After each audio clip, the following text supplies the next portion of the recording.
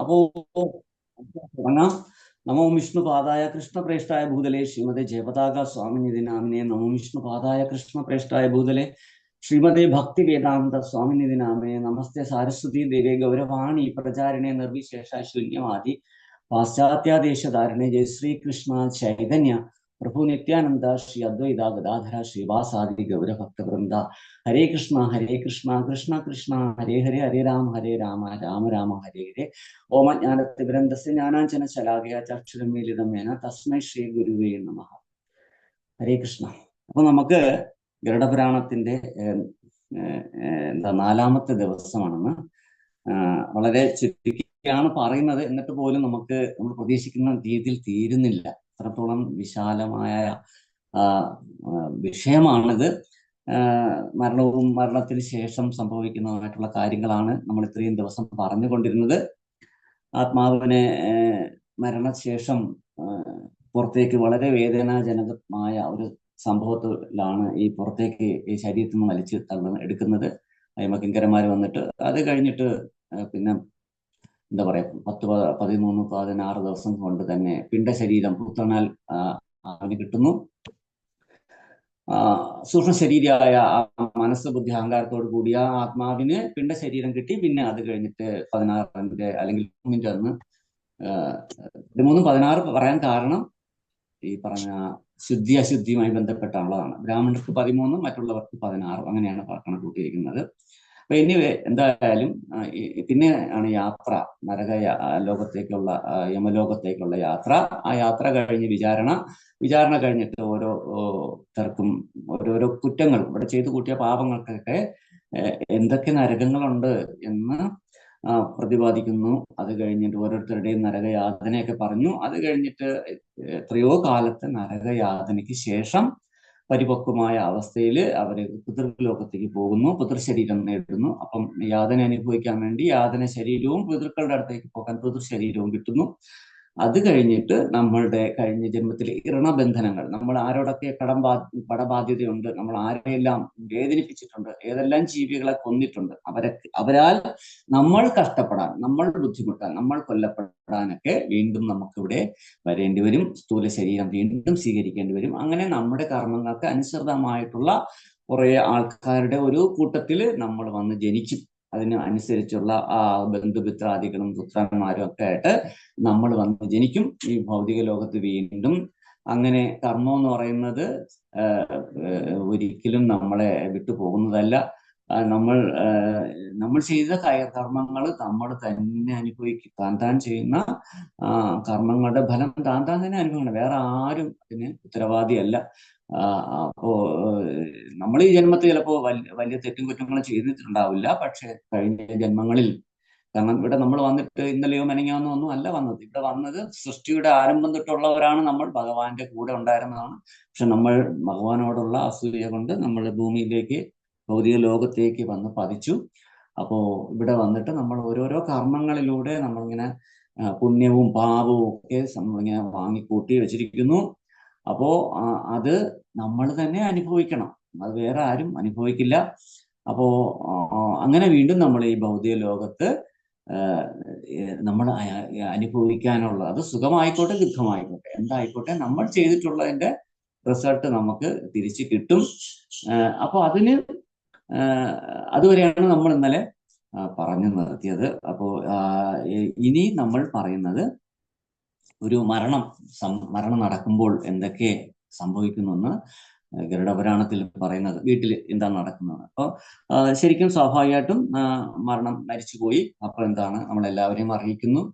മരണം അറിയിച്ചില്ലെങ്കിലും പങ്കെടുക്കണമെന്നാണ്. അപ്പോൾ മരണത്തിന്റെ ആ ദിവസം ആ വീട്ടിൽ പോവുകയും അങ്ങനെ ആ ആത്മാവിനെ കുറിച്ച് എന്തെങ്കിലും നല്ല 2 വാക്ക് പറയാൻ പറ്റുമെങ്കിൽ പറയുകയും ചെയ്യുക.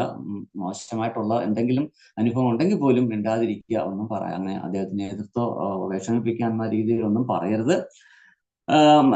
മരിച്ചു കഴിഞ്ഞാൽ പിന്നെന്താണ്, ആ ശരീരത്തിനെ കുളിപ്പിച്ച് സുഗന്ധദ്രവ്യങ്ങളെല്ലാം പുരട്ടി പുഷ്പമാലയൊക്കെ ധരിപ്പിച്ചു പുതുവസ്ത്രമൊക്കെ അണിയിച്ച് തിലകം ചാർത്തി കിടക്കണം. അത് കഴിഞ്ഞിട്ട്, ഇതൊക്കെ നിങ്ങൾക്ക് അറിയാം എങ്കിലും ഈ ഗരുഡപുരാണത്തിൽ പറഞ്ഞിട്ടുള്ളത് കൊണ്ട് പറയുന്നതെന്ന് മാത്രം. അപ്പൊ പിന്നെ രാമായണ പാരായണം അല്ലെങ്കിൽ ഭാഗവത പാരായണം, ഹരിനാമ കീർത്തനം, ഇപ്പോൾ ഞാൻ ഈ അടുത്ത കാലത്ത് ഒരു വീട്ടിൽ പോയപ്പോൾ എനിക്ക് വളരെ സന്തോഷകരമായ ഒരു അനുഭവം ഉണ്ടായി. വേറൊന്നുമല്ല, അവിടെ പൂന്താനത്തിന്റെ ജ്ഞാനപ്പാന വളരെ ശബ്ദം കുറച്ച്, എന്നാൽ എല്ലാവർക്കും കേൾക്കണം, വലിയ ആഡംബരമായിട്ടല്ല, ബഹളപരമായിട്ടല്ല, വരുന്നവർക്കെല്ലാം ആ ജ്ഞാനപ്പാന വളരെ രസകരമായിട്ട്, വളരെ എന്താ പറയാ, സമാധാനമായിട്ട് കേൾക്കുന്ന രീതിയിലുള്ള ശബ്ദത്തിൽ വളരെ കുറച്ച് വോള്യത്തിൽ അവർ ഇട്ടിരുന്നു.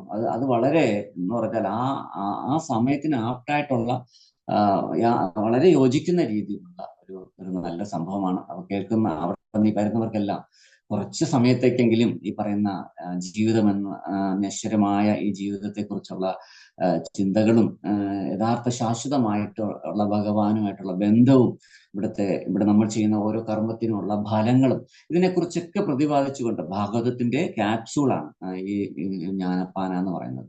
അപ്പൊ അത് മുഴുവൻ കേൾക്കാൻ പറ്റുന്ന ഒരവസ്ഥ അവർ സൃഷ്ടിച്ചു. അത് വളരെ നല്ല ഒരു കാര്യമാണ്. ഇല്ലെന്നുണ്ടെങ്കിൽ എന്ത് പറ്റുമെന്ന് വെച്ചാൽ അവിടെ ഇരുന്ന് പല പല രാഷ്ട്രീയ സംസാരം വരും, അല്ലെങ്കിൽ ഈ പറയുന്ന ജാതി മത ചിന്തകള്, അല്ലെങ്കിൽ ആ നമ്മൾ പോകുന്ന സ്ഥലത്തെ പറ്റിയുള്ള വിഷയങ്ങൾ, അവിടെ ഏതെങ്കിലും നടൻ താമസിക്കുന്നുണ്ടെങ്കിൽ നടി താമസിക്കുന്ന അവരെ കുറിച്ചുള്ള ചർച്ച, അല്ലെങ്കിൽ വേറെ എന്തെങ്കിലും ആ സ്ഥലത്തിന് പ്രത്യേകത ഉണ്ടെങ്കിൽ അതുമായി ബന്ധപ്പെട്ട വിഷയങ്ങളൊക്കെ ആയിരിക്കും സംസാരിച്ചു കൊണ്ടിരിക്കുന്നത്.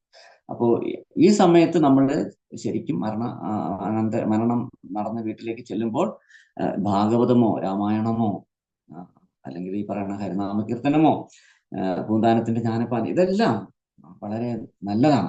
അത് വരുന്നവർക്കെല്ലാം അത് ആധ്യാത്മികമായ ഒരു ബോധത്തിലേക്ക് കൊണ്ടെത്തിക്കും. അത് കുറച്ചു നേരത്തേക്ക് ആണെങ്കിൽ പോലും, അതിനെ പൊതുവിൽ ശ്മശാന വൈരാഗ്യം എന്ന് പറയും, കുറച്ചു നേരത്തേക്ക് ആണെങ്കിൽ പോലും അത്രയും സമയമെങ്കിലും അവർക്ക് ഒരു ശാന്തി സമാധാനം, ഈ മരണത്തിന്റെ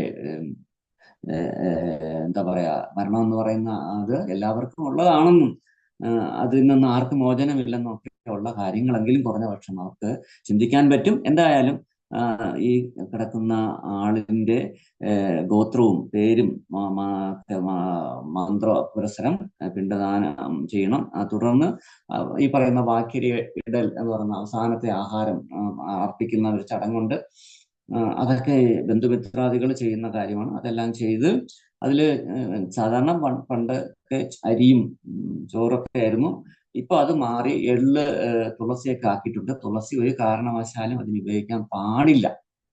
ഇതിനേറെ പൂജ, മറ്റു ദേവീ ദേവന്മാരുടെ പൂജയ്ക്ക് പോലും തുളസി എടുക്കാൻ പാടില്ല. തുളസി ഭഗവാൻ വിഷ്ണുവിന്, കൃഷ്ണന്, വിഷ്ണു തത്വങ്ങൾക്ക് മാത്രമാണ് പറഞ്ഞിട്ടുള്ളത്. പിന്നെ നമുക്ക് ചാർത്താം. എങ്ങനെ? ഭഗവാൻ അർപ്പിച്ച തുളസിയുടെ ഹാരത്തിൽ നിന്ന് കുറച്ച് പൂവെടുത്ത് നെറ്റിയില് അവരുടെ തലയിലൊക്കെ ചാർത്തി കൊടുക്കാന്നേ ഉള്ളൂ. അത് ഇങ്ങനെ വാക്കിലിടാനൊന്നും അങ്ങനെ ഉപയോഗിക്കാൻ പാടില്ല. അപ്പോ പലരും ഇപ്പോ അതിങ്ങനെ ഒരു ചടങ്ങ് ആര് കൊണ്ടുവന്നതാണെന്ന് അറിയില്ല, ഇങ്ങനെ ചെയ്യുന്നുണ്ട്. എള്ളും ഈ തുളസി ഇലയൊക്കെ കൊണ്ട് അങ്ങനെ വായിലേക്ക് ഇടുന്ന വെള്ളം ഒക്കെ ചേർത്ത് അങ്ങനെ ചെയ്യാറുണ്ട്. അത് എത്രത്തോളം ശരിയാണെന്ന് എനിക്കറിയില്ല. ഞാൻ മനസ്സിലാക്കിയിടത്തോളം ഈ തുളസി ഭഗവാന്, കൃഷ്ണന് അല്ലെങ്കിൽ വിഷ്ണു തത്വങ്ങൾക്ക് മാത്രം പൂജയ്ക്ക് ഉപയോഗിക്കുന്ന സാധനമാണ്. അപ്പൊ അത് കഴിഞ്ഞിട്ട് എന്താണ്, തുടർന്ന് ബന്ധുക്കള് പൂക്കളൊക്കെ അർപ്പിച്ച് പുത്രന്റെ നേതൃത്വത്തിലേക്ക് ശ്മശാനത്തിലേക്ക്, പണ്ടൊക്കെ അടുത്ത് അരികിൽ തന്നെ ഇതൊക്കെ ചെയ്യുമായിരുന്നു. കാരണം എല്ലാവർക്കും പറഞ്ഞത് 10 സെന്റോ 20 സെന്റ്, 1 ഏക്കർ, 50 സെന്റ് ഇങ്ങനെയൊക്കെ പണ്ട് കാലത്തുണ്ടായിരുന്നു. ഇപ്പോൾ നമുക്കറിയാം സ്ഥലങ്ങളൊക്കെ ഇങ്ങനെ കുറഞ്ഞു കുറഞ്ഞു വരുന്നു. ഇപ്പൊ എല്ലാവരും 2 സെന്റ് 3 സെന്റ്, മാക്സിമം 5 സെന്റ് ഒക്കെയാണ് പലർക്കും ഉള്ളത്. അതുകൊണ്ട് തന്നെ അടുത്തൊന്നും ഇപ്പോൾ ദഹിപ്പിക്കാൻ പറ്റില്ല. അത് വലിയ വിഷയമാകും, തർക്കമാകും, അടിപിടി ബഹളങ്ങളൊക്കെ ആകും. അതുകൊണ്ട് ഇപ്പൊ പൊതു ശ്മശാനത്തിലാണ് കൊണ്ടുപോകുന്നത്. അപ്പോ പുത്രന്റെ നേതൃത്വത്തില് ബന്ധുമിത്രാദികള് പൂർവ്വ ഉത്തര കിഴക്ക് പടിഞ്ഞാറ് ആഭിമുഖമായിട്ട് ചിതയൊരുക്കി ആചാരമനുസരിച്ച് ക്രിയകളും വേദമന്ത്രോച്ചാരണങ്ങളൊക്കെ നടത്തി ഇദ്ദേഹത്തിനെ ദഹിപ്പിക്കുന്ന പണ്ട് വിറകായിരുന്നു, ഇപ്പൊ വിറകൊക്കെ മാറിയിട്ടുണ്ട്. പലയിടത്തും ഗ്യാസ് കൊണ്ട് കത്തിക്കുന്ന സംഭവമുണ്ട്.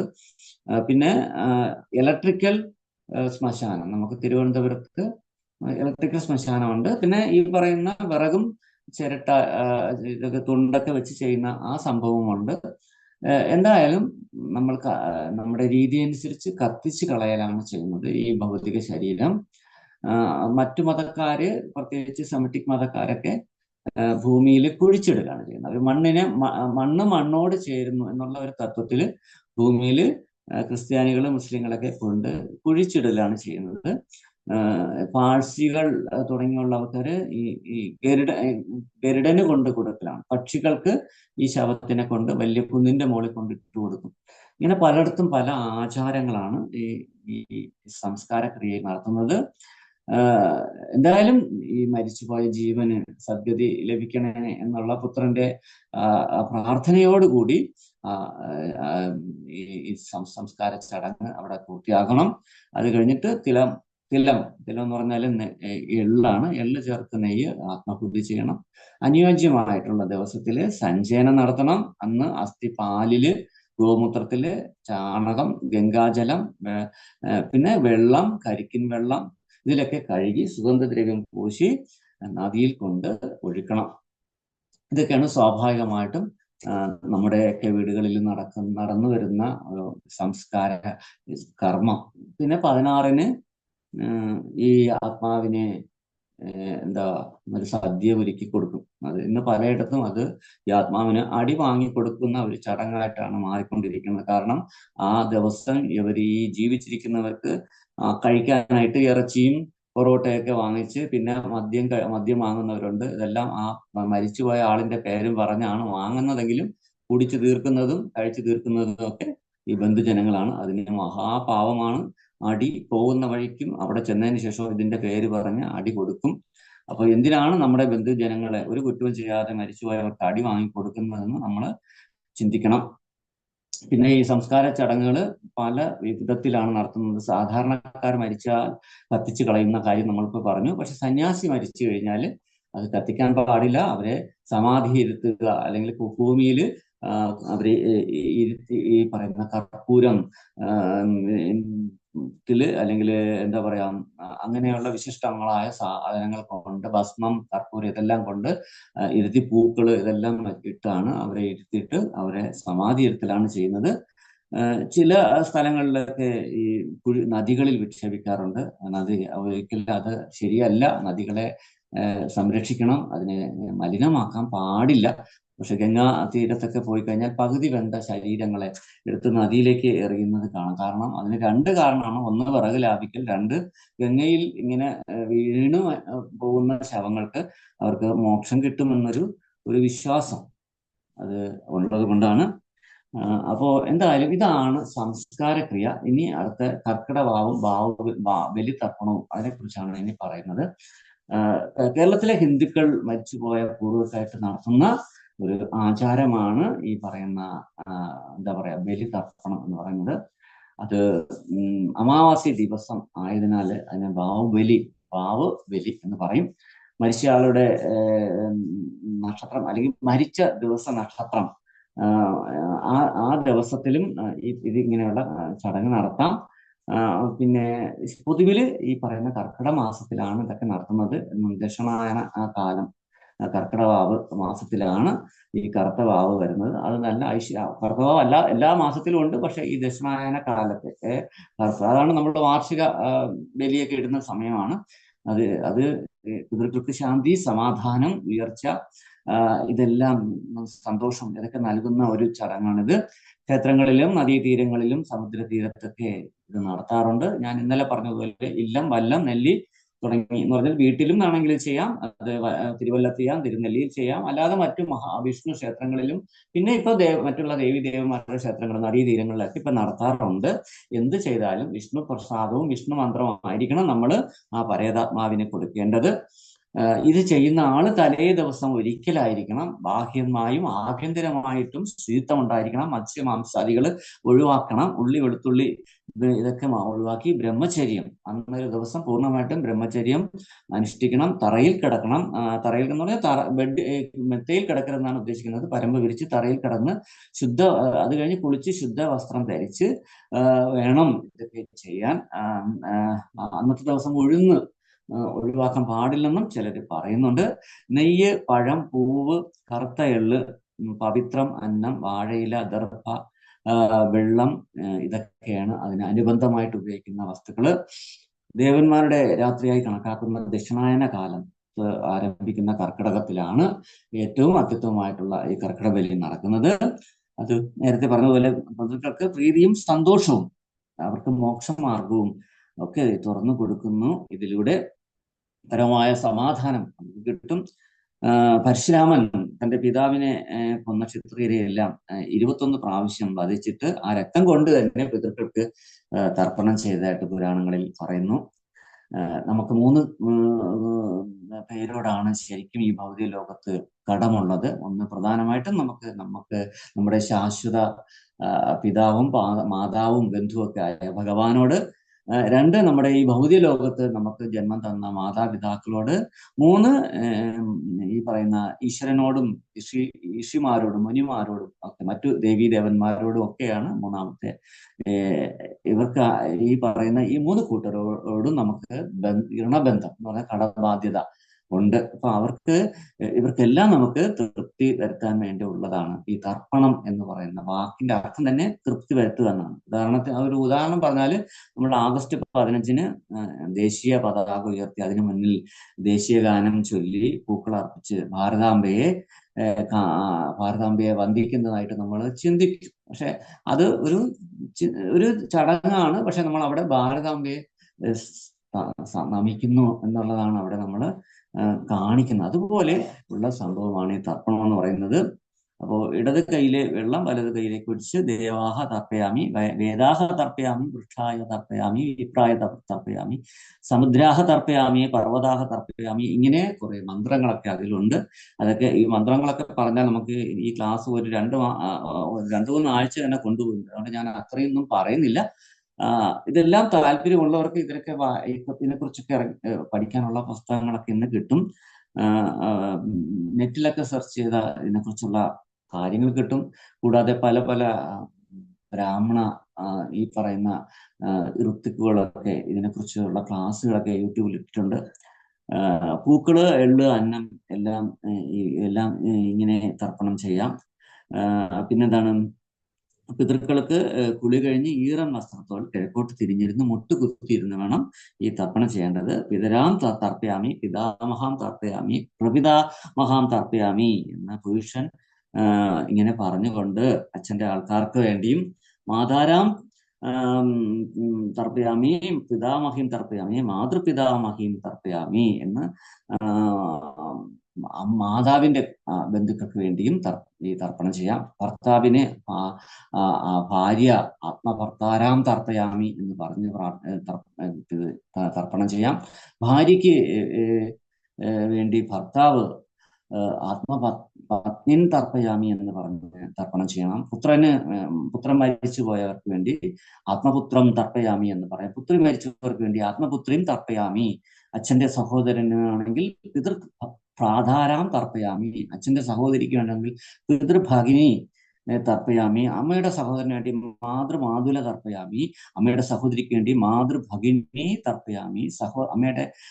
പിന്നെ സഹോദരന് വേണ്ടി ആത്മപ്രാധാരാം തർപ്പയാമി, സഹോദരിക്ക് വേണ്ടി ആത്മഭഗിനി തർപ്പയാമി. ഇങ്ങനെയുള്ള മന്ത്രങ്ങളൊക്കെ ചൊല്ലിയാണ് നമ്മൾ അവർക്ക് തർപ്പണം അർപ്പിക്കേണ്ടത്.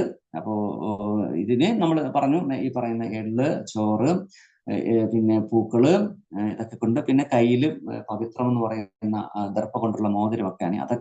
ഇതൊക്കെ ഇതിനെക്കുറിച്ച് കൂടുതൽ പഠിച്ച് പറഞ്ഞു തരാനായിട്ട് നമുക്ക് സമയം വളരെ കുറച്ചേ ഉള്ളൂ. ഇപ്പൊ ഒരു ക്ലാസ് എന്ന് പറഞ്ഞു തുടങ്ങി ഇപ്പൊ 4 ക്ലാസ് ആയിട്ടുണ്ട്.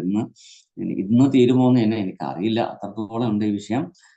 അപ്പൊ അതുകൊണ്ട് നമ്മൾ അത്രത്തോളം അതിന് വിശാലമായിട്ട് പോകുന്നില്ല. പിന്നെന്താണ് പിതൃശാപം നമ്മൾ കേട്ടിട്ടുണ്ട്. യഥാർത്ഥത്തിൽ പിതൃശാപം എന്ന് പറഞ്ഞാല് നമ്മുടെ പിതൃക്കൾ, നമ്മുടെ മുൻകാമികളായിട്ടുള്ള ആൾക്കാര് മൃഗങ്ങളെയോ മനുഷ്യരെയോ ഒക്കെ ദ്രോഹിച്ചിട്ടുണ്ടെങ്കിൽ അവരിൽ നിന്ന് കിട്ടിയ ശാപം, ഈ കൊല്ലപ്പെട്ട ജീവികൾ അല്ലെങ്കിൽ അതിൽ ദ്രോഹിക്കപ്പെട്ട ജീവികളിൽ നിന്ന് കിട്ടിയ ശാപത്തെ ഇല്ലാണ്ടാക്കാൻ പരിഹാരം ചെയ്തില്ലെങ്കിൽ മരണശേഷം അടുത്ത തലമുറയിലേക്ക് ഈ ശാപം വന്ന് വീഴും. ഈ ജീവിച്ചിരിക്കുന്ന സമയത്ത് അതിന്റെ പരിഹാരം യഥാർത്ഥം ഈ കുറ്റം ചെയ്ത ആള് ചെയ്തില്ലെങ്കിൽ അടുത്ത തലമുറയിലേക്ക് ഈ പാപം വന്ന് വീഴും. ഇപ്പൊ നമുക്ക് എങ്ങനെയാണ് അതിന്റെ ഒരു ഉദാഹരണം പറഞ്ഞാൽ, ഇപ്പൊ മരിച്ച ആളിന്റെ സ്വത്ത് ആർക്കാണ് കിട്ടുന്നത്? നാട്ടുകാർക്കല്ലല്ലോ. സ്വാഭാവികമായിട്ടും മക്കൾക്കും ഭാര്യയ്ക്കും, അല്ലെങ്കിൽ ഭാര്യ മരിക്കുകയാണെങ്കിൽ ഭർത്താവിനും മക്കൾക്കും ഒക്കെ അല്ലേ കിട്ടുന്നത്. അതുപോലെ അങ്ങനെ ചെയ്തു കൂട്ടിയ ദോഷത്തിന്റെ ഫലവും നിങ്ങൾക്ക് തന്നെ കിട്ടും. അതിൽ നിന്ന് നിങ്ങൾക്ക് അയ്യോ ഞാനല്ലല്ലോ ചെയ്തത്, എൻ്റെ അച്ഛനോ അല്ലെങ്കിൽ ആ മുത്തച്ഛനോ ഒക്കെ ചെയ്തത് ഞാൻ എന്തിനു അനുഭവിക്കണമെന്ന് ചോദിക്കാൻ പറ്റില്ല. കാരണം നിങ്ങൾ അവരുടെ സ്വത്തിന് നിങ്ങൾക്ക് താല്പര്യം ഉണ്ടെങ്കിൽ തീർച്ചയായിട്ടും അവരുടെ കർമ്മത്തിനും നിങ്ങൾക്ക് ബാധ്യസ്ഥരാണ്. അപ്പൊ അങ്ങനെ കിട്ടുന്ന ശാപമാണ് പിതൃശാപം. അല്ലാതെ പിതൃക്കൾ നമ്മളെ ശപിച്ചതല്ല. പലരും ധരിക്കുന്ന പിതൃക്കൾ ശപിക്കുന്നതല്ല, പിതൃക്കളാൽ മറ്റ് ജീവജാലങ്ങൾ ശപിക്കപ്പെട്ട അതാണ് ഈ പിതൃശാപം. പിന്നെ പിതൃദോഷം എന്ന് പറയുന്ന ഒരു സംഭവം ഉണ്ട്. അതെന്താണെന്ന് വെച്ചാൽ പിതൃക്കൾക്ക് നമ്മൾ ചെയ്യേണ്ട കടമകൾ ശരിക്കും ചെയ്തില്ലെങ്കിൽ, ഇപ്പൊ ഈ പറയുന്ന തർപ്പണം, ഈ ശ്രാദ്ധം, ഇതെല്ലാം കറക്റ്റായിട്ട് ചെയ്തില്ലെങ്കിൽ പിതൃക്കളിൽ നിന്നും നമുക്ക് ലഭിക്കാവുന്ന പ്രശ്നങ്ങളാണ്. അത് അവര് വേദനിച്ചാൽ മതി, അവര് ശപിക്കണമെന്നൊന്നുമില്ല. അവരുടെ ഉള്ളിൽ നിന്ന് ഒന്ന് നൊന്താൽ മതി. കാരണം അവരിത്രയും നിങ്ങൾക്ക് വേണ്ടി, വെച്ചാൽ അച്ഛനാണെങ്കിൽ മക്കൾക്ക് വേണ്ടി, ഭാര്യയ്ക്ക് വേണ്ടി കഷ്ടപ്പെട്ട് അല്ലെങ്കിൽ പലരെയും വെട്ടിച്ചും തട്ടിച്ചും കൊള്ള ചെയ്തൊക്കെയാണ് ഇത്രയും വലിയ വസ്തുവകകളും വാഹനങ്ങളും ഈ കെട്ടിടങ്ങളും ഫ്ലാറ്റുകളും ബാങ്ക് അക്കൗണ്ടുകളൊക്കെ ചെയ്ത് തന്നിട്ടുണ്ടെങ്കിൽ തീർച്ചയായിട്ടും അതിനൊരു കടപ്പാട് നിങ്ങൾക്കുണ്ട്. ഇതൊന്നും തന്നില്ലെങ്കിൽ പോലും മാതാവിനും പിതാവിനോടും നമുക്ക് കടപ്പാടുണ്ട്. കാരണം അവര് കാരണമാണ് നമ്മൾ ഈ ഭൗതിക ലോകത്ത് അന്ന് ജനിക്കാൻ കാരണമായത്. അപ്പൊ അതുകൊണ്ട് തീർച്ചയായിട്ടും നമുക്ക് മാതാപിതാക്കളോടും ഭഗവാനോടും മുനിമാരോടും ദേവീ ദേവന്മാരോടും ഒക്കെ നമുക്ക് ബാധ്യതയുണ്ട്. അപ്പൊ അതുകൊണ്ട് അവർക്ക് ചെയ്യേണ്ട ഈ പറയുന്ന ശ്രാദ്ധമടക്കമുള്ള ചടങ്ങുകൾ നമ്മൾ ചെയ്യണം. അല്ല അങ്ങനെ ചെയ്തില്ലെങ്കിൽ അതുകൊണ്ട് നമുക്ക് ധനപരമായിട്ട്, മാനസികപരമായിട്ട്, ശാരീരികപരമായിട്ട്, കുടുംബപരമായിട്ട് ഉള്ള തടസ്സങ്ങൾ, മെന്റൽ പ്രഷറുകൾ കയറിക്കൊണ്ടിരിക്കും, മാനസിക രോഗങ്ങൾ ഉണ്ടാകും, വീട്ടിൽ ദുരിതങ്ങൾ ഉണ്ടാകും, കുട്ടികൾക്ക് അസുഖങ്ങൾ വന്ന് കയറിക്കൊണ്ടിരിക്കും. എന്ത് ചെയ്താലും പ്രശ്നങ്ങളായിരിക്കും. ഓഫീസിൽ ഇരിക്കുമ്പോൾ ഭാര്യയോട് ഭയങ്കര സ്നേഹം, വീട്ടിൽ വന്ന് കയറുമ്പോൾ അവളെ കാണുമ്പോൾ തന്നെ അടിച്ചു കൊല്ലാൻ തോന്നുന്ന ഒരു ദേഷ്യം ഭാര്യയോട്. അതുപോലെ ഭർത്താവ് ഇല്ലാത്ത സമയത്ത് ഭയങ്കര സ്നേഹമായിരിക്കും. ഭർത്താവ് വീട്ടിൽ വന്ന് കയറുമ്പോൾ അയാൾ കാണിക്കുന്നതെല്ലാം, അയാൾ എന്ത് ചെയ്താലും അതിലൊരു തെറ്റ് കണ്ടുപിടിക്കുന്ന ഒരു മൂഡ് ഭാര്യയ്ക്ക് ഉണ്ടാവും. കാരണം അതൊക്കെ എന്താണ്, അവർക്ക് വേറെ ഒരു പ്രശ്നമൊന്നുമില്ല, ഭയങ്കര സ്നേഹമൊക്കെ തന്നെ. പക്ഷെ കാര്യത്തോട് അടുക്കുമ്പോഴേക്കും രണ്ടുപേർക്കും ഭയങ്കര പുലികളെ പോലെ നിൽക്കും. അപ്പൊ അതിനൊക്കെ ഒരു ഘടകം, ഒരു കാരണം, അത് ഈ പറയുന്ന പിതൃക്കളുടെ ദോഷം, പിതൃദോഷം എന്ന് പറയും. അപ്പൊ എന്ന് പറഞ്ഞുകൊണ്ട് ഈ പിതൃദോഷം ഉള്ളത് കൊണ്ടാണ് ഈ ഭാര്യയും ഭർത്താവും തമ്മിൽ അടിക്കണത്, വഴക്കൂടണം എന്നുള്ള അല്ല ഇവിടെ പറയുന്നത്. ചിലവരുടെയൊക്കെ നിസ്സാര കാര്യങ്ങളായിരിക്കും, അത് ഈഗോ കൊണ്ടാണ്. സ്വാഭാവികമായിട്ടും ഞാനെന്ന ഭാവം കടന്നു വരുമ്പോൾ ഭാര്യയുടെ മുമ്പിൽ ഞാൻ പറയുന്നത് കേട്ടുകൊള്ളണം, അവൾ എൻ്റെ ജോലിക്കാരിയാണ്, പിന്നെ എനിക്കെല്ലാം ചെയ്തു തരണം എന്നൊക്കെയുള്ള ഒരു അനാവശ്യമായ ഒരു അഹങ്കാരത്തോടു കൂടിയ ചിന്തകളാണ് പലയിടത്തും കുടുംബ പ്രശ്നം കാരണമാകുന്നത്. മറിച്ച് നിങ്ങൾ സ്നേഹത്തോടു കൂടി ഭാര്യയോട് പെരുമാറിയാൽ, ഏത് കാര്യത്തിനും നിങ്ങൾ ഭാര്യയുമായിട്ട് എന്തും പങ്കുവെക്കണം. സ്നേഹം എന്ന് പറയുന്നത് പ്രകടിപ്പിക്കാനുള്ളതാണ്, അല്ല ചുമ്മാ എനിക്ക് സ്നേഹമുണ്ടെന്ന് പറഞ്ഞുകൊണ്ടൊരു കാര്യമില്ല.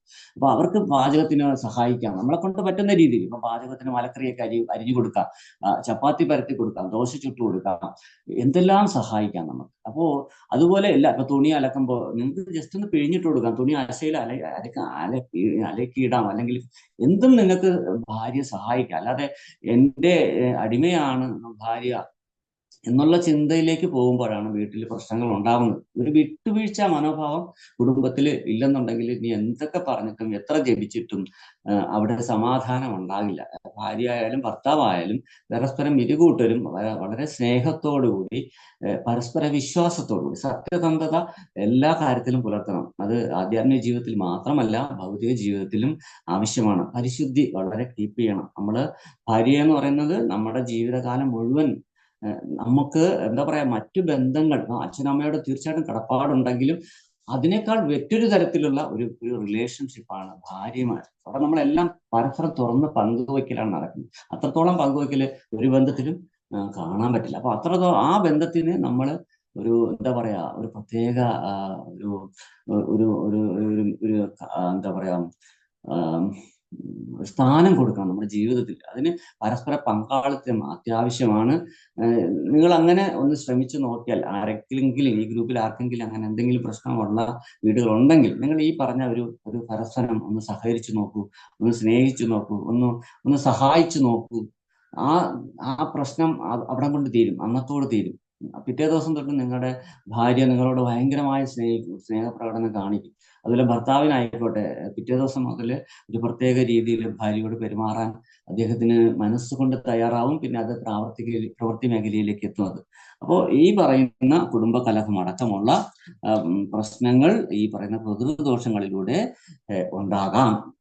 പിന്നെന്താണ്, അത് നമുക്കറിയാം, പലർക്കും പല വീട്ടിലൊക്കെ ഗജകേസരി യോഗമൊക്കെ ആയിരിക്കും ആ സമയത്തെ ഗ്രഹനില പ്രകാരം. പക്ഷെ വീട്ടില് കൂട്ടയടിയും ബഹളവും, ഓഫീസിലാണെങ്കിൽ മേലധികാരിയിൽ നിന്നും വഴക്ക്, ബഹളങ്ങൾ, ട്രാൻസ്ഫറുകൾ ഇങ്ങനെ വന്നുകൊണ്ടിരിക്കും. ഗ്രഹനിലയൊക്കെ എടുത്ത് നോക്കുമ്പോൾ നല്ല സമയമാണ്. ശുക്രൻ അങ്ങ് മണ്ടയിൽ നിൽക്കുന്നു, പിന്നെ ബുധൻ ഇങ്ങനെ നടുക്ക് നിൽക്കുന്നു എന്നൊക്കെ പറഞ്ഞ് ജ്യോതിഷന് ഓരോന്ന് പറയും. പക്ഷെ നിങ്ങൾക്ക് ജീവിതത്തിൽ ഇതൊന്നും ഒരു ഫലം ഉണ്ടാകില്ല. കാരണം ഈ പറയുന്ന പിതൃദോഷം ഉണ്ടെങ്കിൽ അപ്പൊ അത് വളരെ നിർബന്ധമാണ്. ഈ പറയുന്ന മരിച്ചുപോയവർക്ക് കൊടുക്കേണ്ട ആ തർപ്പണം, ആ ശ്രാദ്ധം കറക്റ്റായിട്ട് ചെയ്തിരിക്കണം. ഇല്ലെന്നുണ്ടെങ്കിൽ എന്താ പറയാ, ജീവിതം വളരെ എന്താ പറയാ വളരെ വേദനയും ബുദ്ധിമുട്ടും നിറഞ്ഞതായിരിക്കും. പിന്നെ മാസബലി എന്ന് പറയുന്നത് അറിയാലോ, ഒരു വർഷം 12 മാസമുണ്ട്. 12 മാസവും മരിച്ച ആളിന് മാസബലി ഇടണം. പിന്നെ ചില നക്ഷത്ര പ്രകാരമാണെന്നുണ്ടെങ്കിൽ 27 നക്ഷത്ര പ്രകാരം അനുസരിച്ചാണ് ചെയ്യുന്നുണ്ടെങ്കിൽ 12 എന്നുള്ളത് 13 മാസമായിട്ട് മാറും. കാരണം ഒരു മാസത്തിൽ 30-31 ദിവസമുണ്ട്. നക്ഷത്രങ്ങളാണെങ്കിൽ 27 ഉള്ളൂ. ആ രീതി വെച്ച് നോക്കുമ്പോൾ 13 പ്രാവശ്യം ഈ പറയുന്ന മാസ പിണ്ടം അല്ലെങ്കിൽ മാസബലി ഇടേണ്ടി വരും. പിന്നെ ഇതൊന്നും അല്ലെന്നുണ്ടെങ്കിൽ നിങ്ങൾ പരിശുദ്ധ ഭക്തനായിരിക്കണം. പരിശുദ്ധ ഭക്തനാണെങ്കിൽ ഈ മാസബലി ഇടണ്ട, വാർഷിക ബലി ഇടണ്ട, നിങ്ങൾ ഒന്നും ചെയ്തില്ലെങ്കിലും കുഴപ്പമില്ല. കാരണം ആൾറെഡി പുള്ളി എവിടെ പോയിട്ടുണ്ടാവും? ഭഗവാന്റെ ധാമത്തേക്ക്, വൈകുണ്ഠ ലോകങ്ങളിലേക്ക്, ആധ്യാത്മിക ലോകങ്ങളിലേക്ക് പോയിട്ടുണ്ടാവും. അങ്ങനെയുള്ളവർക്ക് ഈ ലോകത്തിലേക്ക് ഒന്നും ചെയ്യേണ്ടതായിട്ടില്ല. അവർക്ക് വേണ്ടി ആരും ഒന്നും ചെയ്യേണ്ട കാര്യവുമില്ല. ഭാഗവതത്തില് നരസിംഹാവതാര കഥയില് നരസിംഹമൂർത്തി ഒന്ന് ഹിരണ്യകശിപുവിനെ കൊല്ലുമ്പോ അദ്ദേഹത്തിന്റെ ആ രൂപം, ഭീകരമായ രൂപം കണ്ട് സ്വന്തം പത്നിയായ ലക്ഷ്മി ദേവിക്ക് പോലും അങ്ങോട്ട് പോകാൻ പേടിയായിരിക്കും. കാരണം ഇങ്ങനെ ഒരു രൂപം തന്റെ ഭർത്താവിന്റെ രൂപം നോളം കണ്ടിട്ടില്ല. അപ്പൊ അത് പകുതി സിംഹവും പകുതി മനുഷ്യനായിട്ടുള്ള ഈ രൂപം, അതും വിറപ്പിക്കുന്ന മൂന്ന് ലോകങ്ങളെയും വിറപ്പിക്കുന്ന ശബ്ദവും ബഹളവുമായിട്ടൊക്കെ ഇങ്ങനത്തെ ഒരു രൂപം പ്രതീക്ഷിച്ചിട്ടേ ഇല്ല അവര്. അപ്പോ ബ്രഹ്മാവ് പറഞ്ഞിട്ട് പോലും ലക്ഷ്മി ദേവി അദ്ദേഹത്തിനെ ഒന്ന് ആശ്വസിപ്പിക്കാനായിട്ട് അങ്ങോട്ട് പോയില്ല. അവസാനം ഇദ്ദേഹത്തിന്റെ കോപം നിയന്ത്രിക്കാൻ എന്ത് ചെയ്യണമെന്ന് ആലോചിച്ചപ്പോഴേക്കും പുത്രനായ പ്രഹ്ലാദനെ തന്നെ അങ്ങോട്ട്, ഭക്തനായ പ്രഹ്ലാദനെ തന്നെ അങ്ങോട്ട് വിടാനായിട്ട് ശ്രമിക്കും. അങ്ങനെ പ്രഹ്ലാദന്റെ അടുത്ത് പറയുമ്പോൾ പ്രഹ്ലാദന് ഒരു പേടിയില്ല. അദ്ദേഹം ഒരു ഹാരവുമായിട്ട് ഭഗവാന്റെ അടുത്തേക്ക് നടന്ന് ചെല്ലും. അങ്ങനെ പ്രഹ്ലാദനെ കാണുമ്പോൾ ഇത്രയും ദേഷ്യത്തിൽ, കോപത്തില് എല്ലാം തകർത്ത് തരിപ്പണമായി നിൽക്കുന്ന നരസിംഹമൂർത്തി പ്രഹ്ലാദനെ കാണുമ്പോൾ ശാന്തനായിട്ട് എടുത്ത് മടിയിലിരുത്തി, എന്നിട്ട് മുത്തം കൊടുത്ത് സ്നേഹം കൊണ്ട് മാറി ചോദിക്കും, നിനക്ക് എന്ത് വരം വേണം? എനിക്ക് വേണ്ടി നീ എന്തുമാത്രം കഷ്ടപ്പെട്ടു, എന്തുമാത്രം ത്യാഗം സഹിച്ചു, എന്തുമാത്രം പീഡനങ്ങൾ അനുഭവിച്ചു. അതുകൊണ്ട് നിനക്ക് ഞാൻ എന്താ തരേണ്ടത്? പറ, എന്ത് വേണമെങ്കിലും തരാന്ന് പറയും. അപ്പൊ പ്രഹ്ലാദൻ പറയും, എനിക്ക് ഒന്നും വേണ്ട, എനിക്ക് അങ്ങയുടെ മടിയിൽ ഇരിക്കാൻ പറ്റി, അങ്ങയെ കാണാൻ പറ്റി, അങ്ങയുടെ സ്പർശനം കിട്ടി, എനിക്ക് ഇതിൽ കൂടുതൽ എന്താണ് വേണ്ടത്? ഇല്ല, അത് പറ, നീ എന്തെങ്കിലും വാങ്ങിച്ചേ പറ്റുള്ളൂ എന്ന് പറയുമ്പോൾ, ഇല്ല എനിക്കൊന്നും വേണ്ട. ശരി, അങ്ങനെ പറയാതെ നീ എന്തെങ്കിലും വാങ്ങണം എന്ന് പറയുമ്പോൾ, അങ്ങനെയാണെങ്കിൽ എനിക്ക് ഒരു കാര്യമുണ്ട്, എന്റെ അച്ഛൻ മഹാഭാവിയാണ്, അദ്ദേഹം കാരണം ധാരാളം മുനിമാരും മഹർഷിമാരും ഭക്തന്മാരും എല്ലാം കൊല്ലപ്പെട്ടു, ധാരാളം പേരെ പീഡിപ്പിക്കപ്പെട്ടു. അതുകൊണ്ട് അങ്ങനെയുള്ള എന്റെ അച്ഛൻ ഒരിക്കലും ഭഗവാന്റെ അടുത്തേക്ക് തിരിച്ചു ചെല്ലാൻ സാധ്യത കുറവാണ്. നരകത്തിലേക്ക് ചെന്ന് പതിക്കാനുള്ള എല്ലാ 28 നരകങ്ങളിലും പോകാനുള്ള എല്ലാ യോഗ്യതയും എന്റെ അച്ഛനുണ്ട്. പക്ഷെ എന്റെ അച്ഛനായിപ്പോയി. അതുകൊണ്ട് അങ്ങ് എന്തെങ്കിലും ഒരു മാർഗത്തിലൂടെ അദ്ദേഹത്തിന് മോക്ഷം കിട്ടുന്ന രീതിയിലേക്ക് എന്തെങ്കിലും ചെയ്യാൻ പറ്റുമെങ്കിൽ വലിയ ഉപകാരമായിരുന്നു എന്ന് പറയുമ്പോൾ പ്രഹ്ലാദന്റെ അടുത്ത് പറയും, നീ വിഷമിക്കേണ്ട, നീ എന്റെ പരിശുദ്ധ ഭക്തനായത് കൊണ്ട് തന്നെ നിന്റെ 7 തലമുറ മുമ്പിലും 7 തലമുറ പിമ്പിലും ഉള്ളവർക്ക് സ്വാഭാവികമായിട്ട് മോക്ഷം കിട്ടിയിരിക്കും എന്ന് പറയും. അപ്പോ ഇവിടെ മനസ്സിലാക്കേണ്ടത്, ഭക്തനെ സംബന്ധിച്ചിടത്തോളം ഇതൊന്നും ബാധകമല്ല എന്ന് പറഞ്ഞ് ഭക്തന്മാർക്ക് ഇതൊന്നും ചെയ്യണമെന്നല്ല, ഭക്തർക്കും ചെയ്യണം എന്ന് തന്നെയാണ് പറയുന്നത്. പക്ഷെ ചെയ്തില്ലെങ്കിൽ പോലും പ്രശ്നമില്ല എന്നുള്ളതാണ്. കാരണം ഭക്തന് ആരോടും ഒരു കടബാധ്യതകളുമില്ല, ഒന്നിനോടും ഒരു ഭക്തൻ നേരിട്ട് ഭഗവാന്റെ അടുത്തേക്ക് തന്നെയാണ് പോകുന്നത്. അതുകൊണ്ട് ഭക്തന് വേണ്ടി ഇതൊന്നും ചെയ്യണമെന്നില്ല. പക്ഷെ ഭക്തനാണോ ഇല്ല എന്നുള്ളത് നമുക്കറിയില്ലല്ലോ, എത്രത്തോളം ഭക്തിയിൽ എത്തി എന്നുള്ളത് നമുക്കറിയില്ല. അതുകൊണ്ട് സ്വാഭാവികമായിട്ട് ഇതെല്ലാം എല്ലാവരും ചെയ്തിരിക്കണം എന്നുള്ളത് തന്നെയാണ് ഇവിടെ പറയുന്നത്. പിന്നെന്താണ്, മരിച്ച ദിവസം ആ നക്ഷത്രം പിതൃക്കൾക്ക് ഈ പറയുന്ന കർമ്മങ്ങൾ ചെയ്യണം എന്ന് നമ്മൾ മെനഞ്ഞാന്ന് പറഞ്ഞു, ഇന്നലെ പറഞ്ഞു. പിന്നെ കറുത്ത എള്ള് പ്രധാനമായിട്ടും പൂവ്, പിന്നെ വെള്ളം, ഇതൊക്കെ വെച്ചാണ് ചെയ്യുന്ന തിലഹോമം വർഷത്തിൽ ഒരു പ്രാവശ്യം ചെയ്യാൻ പറ്റുമെങ്കിൽ നല്ലതാണ്. അതിലൂടെ പിതൃക്കളുടെ സ്നേഹവും ആശീർവാദവും ഒക്കെ നമുക്ക് ലഭിക്കും. എന്തെങ്കിലും പ്രശ്നങ്ങളൊക്കെ ഉണ്ടെങ്കിൽ അതൊക്കെ തീർന്നു കിട്ടും. കറുത്ത വാവിനും തർപ്പണം ചെയ്യണമെന്ന് പറയാറുണ്ടെങ്കിലും കർക്കിടക മാസത്തിലാണ് ഇത് ഉറപ്പായിട്ടും ചെയ്യേണ്ടത്. പിതൃദോഷം മാറാനും ദുർമരണം സംഭവിച്ചവർക്കും ജാതകം നോക്കി തിലഹോമം ചെയ്തിരിക്കണം. ദുർമരണം എന്ന് പറയുന്നത് നമ്മുടെ അടുത്തൊരു വിഷയമാണ്. അതെത്തിയിട്ടില്ല. അപ്പോൾ അത് എന്താ ദുർമരണം എന്ന് പറയാം. അപ്പോൾ ഈ നേരായ രീതിയിലുള്ള എന്ന് പറഞ്ഞാൽ ഒരു മനുഷ്യൻ ഇവിടെ ജനിക്കുമ്പോൾ ഇത്ര ശ്വാസം അല്ലെങ്കിൽ ഇത്ര വർഷം ഈ ഭൗതിക ലോകത്ത് ഉണ്ടാകണമെന്നാണ്. അതിനാണ് ഈ ശരീരം സ്വീകരിച്ച് നമ്മളിവിടെ വരുന്നത്. അപ്പൊ ആ ശ്വാസം നമ്മൾ എപ്പോഴും എടുത്ത് തീരുന്നു, അല്ലെങ്കിൽ എത്ര വർഷം നമ്മളിവിടെ കഴിഞ്ഞു, ആ പറഞ്ഞ ഡേറ്റ് കഴിഞ്ഞാൽ ഉടനെ നമ്മൾ ഇവിടുന്ന് പോകേണ്ടി വരും. ആ സമയത്താണ് ഈ പറയുന്ന ഒന്നുകിൽ ഭക്തന്മാർ നേരിട്ട് തന്നെ പോകും, അല്ലാത്തവരെ ഈ പറഞ്ഞ യമവാർഷകന്മാർ വന്ന് കൊണ്ടുപോകും. അപ്പോ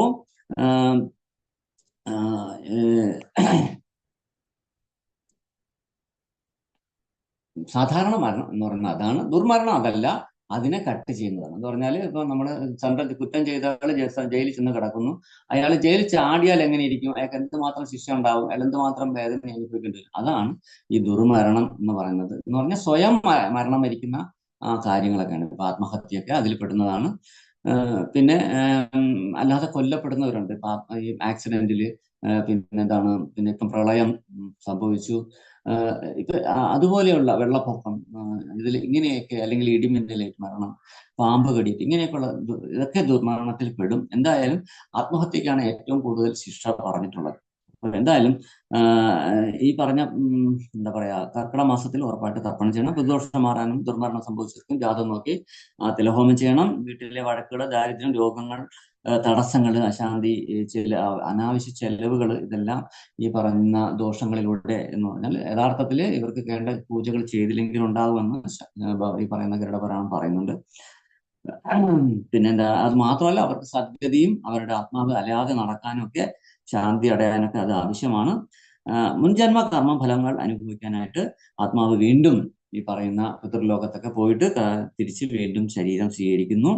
പഴയ ശരീരത്തിൽ നിന്ന് ആത്മാവ് വിട്ടൊഴിയുന്ന അവസ്ഥയാണ് മരണം. തിരിച്ച് എന്താ പറയുന്ന ഒരു പുതിയ കർമ്മത്തിനനുസരിച്ച് പുതിയ, ഞാൻ നേരത്തെ പറഞ്ഞതുപോലെ ഇരണബാധ്യതകൾ, നമ്മൾ ചെയ്തു കൂട്ടിയ പാവങ്ങളൊക്കെ അനുസരിച്ചുള്ള ഒരു കുടുംബത്തിൽ വന്ന് പറക്കുന്നത് ജനനവും എന്ന് പറയുന്നു. ചന്ദ്രനും ഭൂമിക്കും ഇടയിലാണ് പിതൃക്കളുടെ ലോകം. അപ്പോ ഇത്രയും നമ്മൾ പറഞ്ഞു. പിന്നെ എന്താണ് പഞ്ചകദോഷം, അടുത്തത് പറയുന്നത് പഞ്ചകദോഷം എന്ന് പറയുന്ന ഒരു വിഷയത്തെ കുറിച്ചാണ്.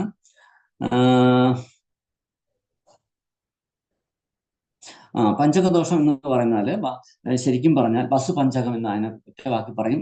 അവിട്ടം മുതല് 5 നക്ഷത്രങ്ങളുള്ള അവിട്ടം, ചതയം, പൂരുരുട്ടാതി, ഉത്രട്ടാതി, രേവതി, ഈ 5 നക്ഷത്രങ്ങളിൽ ഒരാൾ മരിച്ചാൽ, അപ്പോൾ അവിടെ 5 നക്ഷത്രങ്ങളിൽ ഒരാൾ മരിച്ചാൽ എന്ന് പറഞ്ഞാൽ അത് മാത്രം കൊണ്ട് ആയില്ല. 5 നക്ഷത്രങ്ങളിൽ മരിച്ചത് കൊണ്ട് മാത്രം ആ കരുനാൾ ഉണ്ടാവില്ല. മറിച്ച് ഇപ്പം കുംഭരാശിയിൽ വരുന്ന നക്ഷത്രമാണ് അവിട്ടം. അതിന്റെ 3-4 പാദങ്ങളിൽ മരണം സംഭവിച്ചാലേ അവിട്ടം നാള് ദോഷമായിട്ട് മാറത്തുള്ളൂ. അന്ന് ചൊവ്വാഴ്ചയും കൂടി ആയിരിക്കണം, എങ്കിലേ ആ അവിട്ട നക്ഷത്രത്തിന്റെ കരുനാളാണെന്ന് പറയാൻ പറ്റും. അതുപോലെ ചതയ നാളിലാണെന്നുണ്ടെങ്കിൽ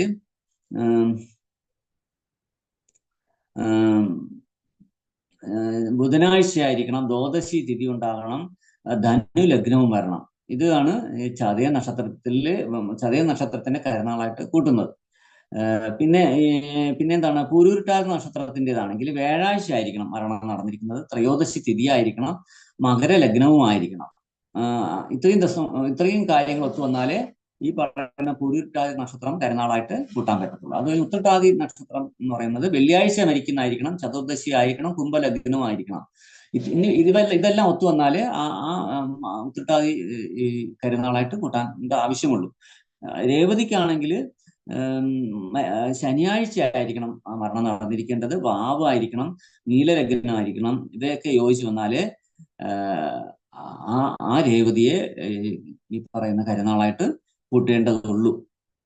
പക്ഷെ ഇതൊക്കെ ഒത്തു വരുന്നത് അപൂർവമാണ്, പക്ഷെ വരാറുമുണ്ട്. അങ്ങനെ വരുമ്പോഴാണ് നമ്മൾ കരിനാള് ആയിട്ട് അതിനെ കണക്ക് കൂട്ടുന്നത്. എന്താണ് കരുനാളെന്ന് വെച്ചാൽ വീണ്ടും ആ വീട്ടിൽ ഒരു 3-4 മരണം കൂടി സംഭവിക്കാനുള്ള സാധ്യത ആണ് ഈ കരുനാളിലൂടെ പറയുന്നത്. അപ്പോ തുടർ മരണം ഒരു 5 മരണം വരെ വേണമെങ്കിൽ ഉണ്ടാകാം എന്നാണ് ഇതിനെക്കുറിച്ച് പറയുന്നത്. ആഴ്ച, തിഥി, ലഗ്നം ഇവയൊക്കെ ഈ പറയുന്ന ഇതുമായിട്ട് ബന്ധപ്പെട്ടാണ് ഇരിക്കുന്നത്. അല്ല നക്ഷത്രം മാത്രം നോക്കിയല്ല ഇത് കണക്ക് കൂട്ടുന്നത്.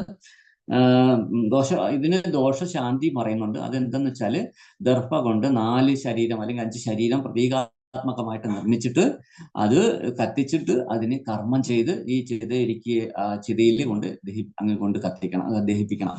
ഇതാണ് അതിന് വേണ്ട പരിഹാരം. പിന്നെ മൃത്യുഞ്ജയ ഹോമം, ലക്ഷ്മി സുദർശന ഹോമം, ഭഗവാന് പൂജ, ഭഗവാന് പാൽപായസം, ഇങ്ങനെയുള്ള കാര്യങ്ങളൊക്കെ ചെയ്യാം. ഒരു കാരണവശാലും കരുനാളിന്റെ പേരിൽ കോഴിയെ കൊല്ലരുത്, കോഴിയുടെ കാല് മുറിക്കരുത്. ഇതെല്ലാം മഹാ അപരാധമാണ്. അടി മറ്റേ ആളിന് വാങ്ങിച്ചു കൊടുക്കുന്ന, ആരെ മരിച്ചുപോയ ആളിന് അടി വാങ്ങിച്ചു കൊടുക്കുന്ന പരിപാടികൾ കൂടിയാണ്. ഒരു കാരണവശാലും ഒരു ജീവൻ പോയെടുത്ത് മറ്റൊരു ജീവനെ കൊല്ലാൻ പാടില്ല.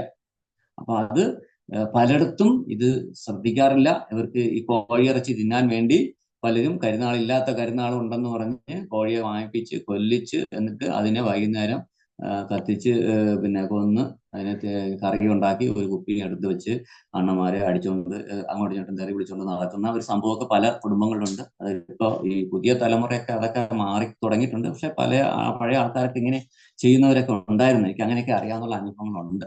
പക്ഷെ ഇപ്പൊ അത്ര ഒന്നും കാണുന്നില്ല. എന്തായാലും കരുനാളിൽ ഒരു ജീവിയെയും കൊല്ലരുത്, ഒരു ജീവിയും വേദനിപ്പിക്കരുത്. പിന്നെ നമ്മൾ പറയുന്നത് എന്താണ്, മൃതദേഹം കിട്ടിയില്ലെങ്കിൽ, ഇപ്പൊ പ്രളയം സംഭവിച്ചു, ഇപ്പൊ തന്നെ നമുക്ക് വയനാടൊക്കെ ദുരന്തം ഉണ്ടായില്ലേ, ഈ പറയുന്ന ഉരുൾപൊട്ടൽ പോലെയുള്ള സംഭവങ്ങൾ, പ്രളയം, ഇങ്ങനെയൊക്കെയുള്ള സമയത്ത് മൃതദേഹം ഇപ്പോഴും 200 ചില്ലാനും മൃതദേഹം കാണാനില്ല, കണ്ടുകിട്ടിയിട്ടില്ല. അപ്പൊ ഇവർക്കൊക്കെ വേണ്ടി എന്ത് ചെയ്യണം എന്നുള്ളത്, മരിച്ചെന്ന് ഉറപ്പായാൽ മാത്രം ആണ് ചെയ്യേണ്ടത്. അത് അറിഞ്ഞ ദിവസം തന്നെ ദർഭ കൊണ്ട് അയാളുടെ സങ്കല്പ രൂപം ഉണ്ടാക്കണം, വിധി പോലെ ദഹിപ്പിക്കണം. ആ ചിതാഭസ്മം പുണ്യനദികളിൽ കൊണ്ട് ഒഴുക്കി ശേഷക്രിയകളും ചെയ്യണം എന്നാണ് ഗരുഡപുരാണം പറയുന്നത്. പിന്നെ ഗർഭിണി മരിച്ചാൽ എന്ത് ചെയ്യണം? ഗർഭത്തോടു കൂടി ചില സ്ത്രീകൾ മരിക്കാറുണ്ട്. പല ഡോക്ടർമാരുടെ പിഴവ് കൊണ്ട്, കഴിച്ച ആഹാരങ്ങളുടെ പ്രശ്നം കൊണ്ട്, അല്ലെങ്കിൽ മറ്റെന്തെങ്കിലും അസുഖങ്ങളുടെ കുഴപ്പം കൊണ്ടൊക്കെ മരിച്ചു പോകാം. അങ്ങനെയുള്ളവരെ ആ കുഞ്ഞിനെ പുറത്തെടുത്ത് അമ്മയെ ദഹിപ്പിക്കണം, കുഞ്ഞിനെ കുഴിച്ച് ഇട്ടിട്ട് ശേഷക്രിയകൾ ചെയ്യണമെന്നാണ് പറയുന്നത്.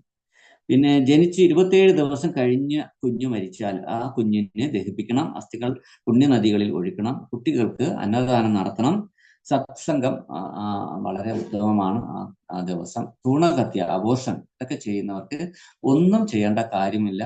അത് സ്വാഭാവികമായ അബോർഷൻ ആണെങ്കിൽ അതിന് ആരും കുറ്റമല്ല അത്.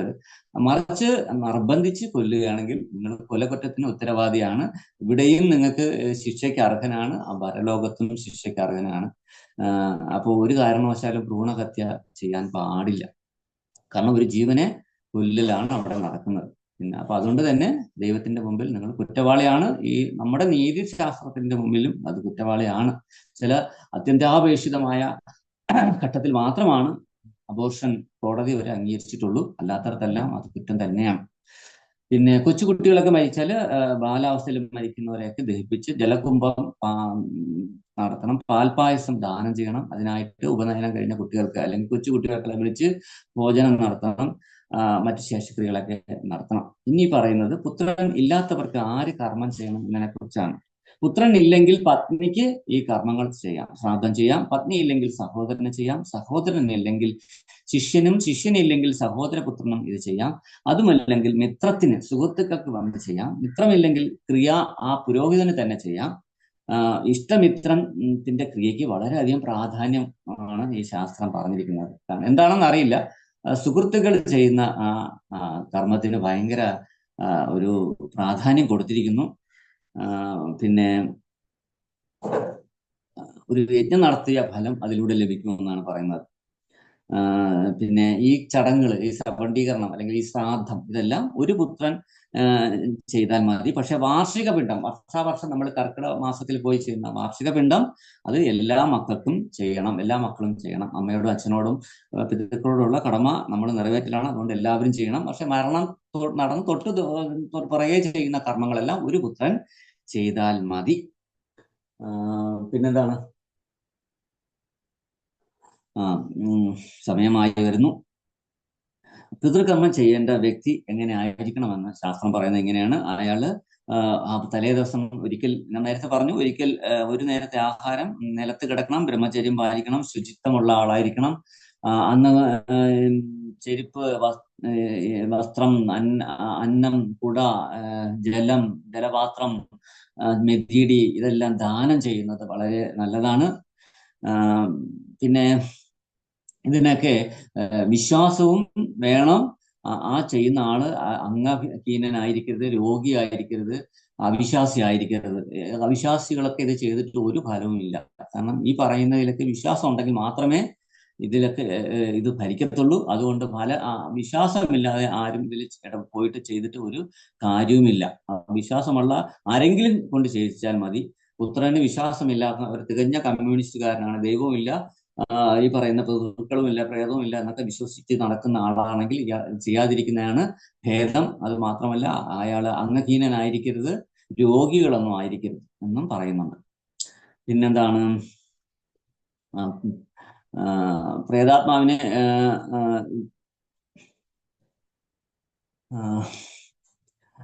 ഇവിടെ നമ്മൾ കൊടുക്കുന്ന ക്രിയകളും ഈ പറയുന്ന അതുമായി ബന്ധപ്പെട്ട ദാനങ്ങളും ഒക്കെ അവിടെ ആ ആത്മാവിന് ശാന്തിയും സമാധാനം കൊടുക്കും. അവർക്ക് പ്രേത ശരീരത്തിൽ നിന്നും പിതൃശരീരത്തിലേക്ക് പോകാൻ സഹായിക്കും. 70 ഡിഗ്രിയുടെ പിതൃശരീരം ലഭിച്ചു കഴിഞ്ഞ പ്രേതവന് പൂർവ്വപിതാക്കളുമായി ബന്ധപ്പെടാനുള്ള യോഗ്യത കൈവരികയാണ് ചെയ്യുന്നത്. അവരവിടെ ഉണ്ടെങ്കിൽ, അവിടെ പിതൃലോകത്തുണ്ടെങ്കിൽ, ചിലപ്പോൾ മിക്കവാറും അവർ വേറെ ശരീരം സ്വീകരിച്ച് പോയിട്ടുണ്ടാവും, അല്ലെങ്കിൽ ചിലപ്പോൾ അവിടെ ഉണ്ടാകാൻ സാധ്യതയുണ്ട്. എങ്കിൽ നമ്മളെ കാണുമ്പോൾ അവർ പരസ്പരമൊക്കെ കാണാനും കെട്ടിപ്പുണരാനും ഒക്കെ പറ്റും. മരിച്ചു 1 വർഷം കഴിഞ്ഞിട്ട് ഗയാശ്രാദ്ധം അല്ലെങ്കിൽ തിരുനെല്ലിയിലൊക്കെ പോയി ശ്രാദ്ധം ചെയ്യാം. അതിപ്പോ മരിച്ചു 1 വർഷം കാത്തിരിക്കണമെന്നില്ല, ഏത് മാസത്തിൽ വേണമെങ്കിലും പോയി ചെയ്യാം. പക്ഷെ 1 വർഷം കഴിഞ്ഞിട്ടെങ്കിലും നിങ്ങൾ ചെയ്താൽ നല്ലത് എന്നുള്ളതാണ് ഇവിടെ പറയുന്നത്. ദുർമരണം സംഭവിച്ചവർക്ക് ഗയാശ്രാദ്ധത്തിലൂടെ മുക്തി വരെ കിട്ടാം എന്ന് പറയുന്നു. കാരണം അവിടെ ഏറ്റവും ഭഗവാന്റെ, വിഷ്ണുവിന്റെ, ജനാർദ്ദന സ്വാമിയുടെ ഏറ്റവും പ്രധാനപ്പെട്ട മോക്ഷത്തിനായിട്ട് പറഞ്ഞിട്ടുള്ള ഏറ്റവും പ്രധാന സ്ഥാനങ്ങളിലൊന്നാണ് ഗയ. ജനാർദ്ദനൻ എന്നുള്ള പേര് തന്നെ ജന്മത്തെ ഇല്ലാതാക്കുന്നവൻ, മോക്ഷത്തിനായി ജനങ്ങളാൽ യാചിക്കപ്പെടുന്നു. ഭഗവാൻ എനിക്ക് മോക്ഷം തരണമേ എന്ന് ജനങ്ങൾ യാചിക്കുന്നത് ആരോടാണ്? ഈ ജനാർദ്ദനായ വിഷ്ണുവിനോടാണ്, ഭഗവാൻ കൃഷ്ണനോടാണ്. അപ്പം ജനാർദ്ദനായ ഭഗവാനെ തന്നെയാണ് നമ്മൾ ഈ ശ്രാദ്ധത്തിലൂടെയും ഈ പറഞ്ഞ ചടങ്ങുകളിലൊക്കെ പ്രാർത്ഥിക്കേണ്ടത്. പിന്നെ അടുത്തത് അശുദ്ധിയെ കുറിച്ച് പറയുന്നു. ബ്രാഹ്മണന് 10 ദിവസവും, ക്ഷത്രിയന് 11 ദിവസവും, വൈശ്യന് 15 ദിവസവും, ശൂദ്രന് 16. ചില ഗ്രന്ഥങ്ങളിൽ 1 മാസം വരെ ശൂദ്രന് അശുദ്ധി ഉണ്ടെന്നും പറയുന്നുണ്ട്. ഇത് കൺഫ്യൂഷൻ ഉണ്ടാക്കുന്നതാണ്. എന്തായാലും പൊതുവിൽ നമ്മൾ 16 ദിവസത്തെ അശുദ്ധിയാണ് കണക്ക് കൂട്ടുന്നത്. അത് കഴിഞ്ഞിട്ട് നമ്മൾ അമ്പലത്തിൽ ആരെങ്കിലും പറഞ്ഞു വിട്ടിട്ട് അവിടെ നിന്ന് തീർത്ഥം വാങ്ങിച്ചു കൊണ്ടുവന്ന് തളിക്കാറുണ്ട്. എന്നിട്ട് അശുദ്ധി കൈമാറി വീടെല്ലാം ഒന്ന് കഴുകി പുതിയ വസ്ത്രങ്ങളെല്ലാം അടിച്ചു നനച്ച് റെഡിയാക്കി ഇട്ട് നമ്മൾ പിന്നെ തൊട്ട് നമ്മൾ ചടങ്ങുകളിൽ, അമ്പലങ്ങളിലൊക്കെ പോകാം. വളരെ ശ്രദ്ധയോടെ ചെയ്യേണ്ടതാണ് ശ്രാദ്ധം. അതുകൊണ്ടാണ് അതിനെ ശ്രാദ്ധം എന്ന് തന്നെ പറയുന്നത്. വിശ്വാസവും താല്പര്യവും വേണം ഇത് ചെയ്യുന്നതിന്, അല്ലാതെ ആർക്കോ വേണ്ടി ഓർക്കാനിച്ചിട്ട് ഒരു കാര്യവുമില്ല. പിന്നെന്താണ്, ഇതൊക്കെ ചെയ്യുന്ന ദിവസത്തില് ഭഗവാൻ വിഷ്ണുവിന് പ്രസാദം, ഒരാളെ വിളിച്ചിട്ട് വീട്ടിലിരുത്തി അന്നം കൊടുക്കണം, വിഷ്ണു പ്രസാദം കൊടുക്കണം.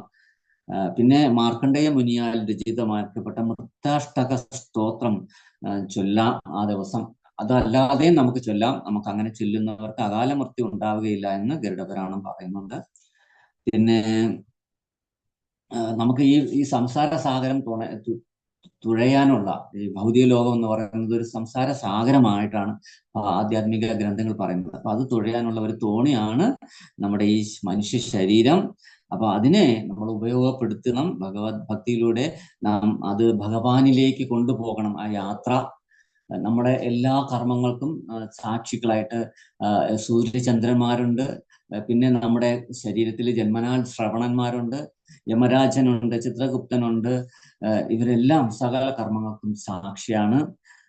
പിന്നെ ഇന്നത്തെ കാലത്താണെന്നുണ്ടെങ്കിൽ ഈ എല്ലാവരും ഫാസ്റ്റ് ലൈഫാണ്, പലർക്കും സമയമില്ല.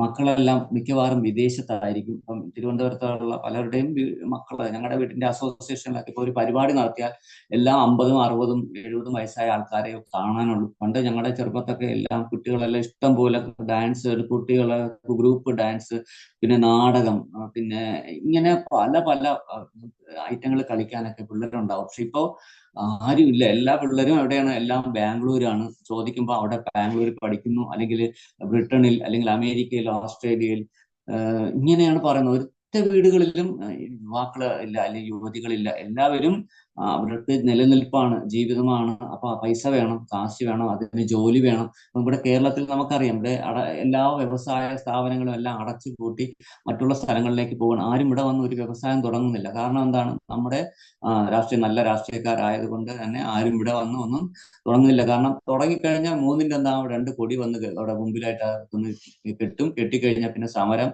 പിന്നെ മുതലാളി തൊഴിലാളി ആയിക്കോണം, ഇവര് തീരുമാനിക്കും എന്തൊക്കെയാണ്. അങ്ങനെ ഭ്രാന്ത് പിടിച്ച് മറ്റേ ആൾ ചാവും. അതുകൊണ്ട് ഇപ്പം വിവരവും ബുദ്ധിയുള്ളവരാരും കേരളത്തിലൊന്നും തുടങ്ങാറില്ല. അതുകൊണ്ട് തന്നെ തൊഴിലും ഇല്ല. അങ്ങനെ തൊഴിലില്ലാത്ത പിള്ളേരെല്ലാം അന്യ സംസ്ഥാനങ്ങളിലേക്കും അല്ലെങ്കിൽ അന്യ രാജ്യങ്ങളിലേക്കും പോകുന്നു. അതുകൊണ്ട് തന്നെ ഈ പറയുന്ന ചടങ്ങുകൾക്കും ആർക്കും സമയമില്ല. വരുന്നത് അവിടുന്ന് പെട്ടെന്ന് അച്ഛൻ മരിച്ചു, അല്ലെ അമ്മ മരിച്ചു, അല്ലെ അമ്മമ്മ മരിച്ചു എന്നൊക്കെ പറഞ്ഞ് വെളി വരുമ്പോൾ പെട്ടെന്ന് അത്യാവശ്യം ഒരു ലീവ് എടുത്തുകൊണ്ട് നേരെ പാഞ്ഞ് ഇവിടെ വരും. വന്ന് ഈ പറഞ്ഞ 16 ചടങ്ങോ അല്ലെങ്കിൽ 7ന്റെ ചടങ്ങോ ഇതൊന്നും നോക്കാൻ നേരെ അവർക്ക് സമയമില്ല. അവർക്ക് എത്രയും പെട്ടെന്ന് തന്നെ ഇതൊക്കെ ചെയ്യണം. അപ്പൊ അതിന് എല്ലാം കൂടെ കർമ്മീരെടുത്ത് പറയും, ഇതൊക്കെ 2-3 ദിവസം കൊണ്ട് ചെയ്യാൻ പറ്റുമെങ്കിൽ പെട്ടെന്ന് ചെയ്യണം. ചിലരൊക്കെ പലരും 5 ദിവസം കൊണ്ടൊക്കെ ഈ ചടങ്ങുകളെല്ലാം നടത്താറുണ്ട്. അതൊന്നും ആ പരേതാത്മാവിന് ഒരു ഫലം ഉണ്ടാക്കില്ല.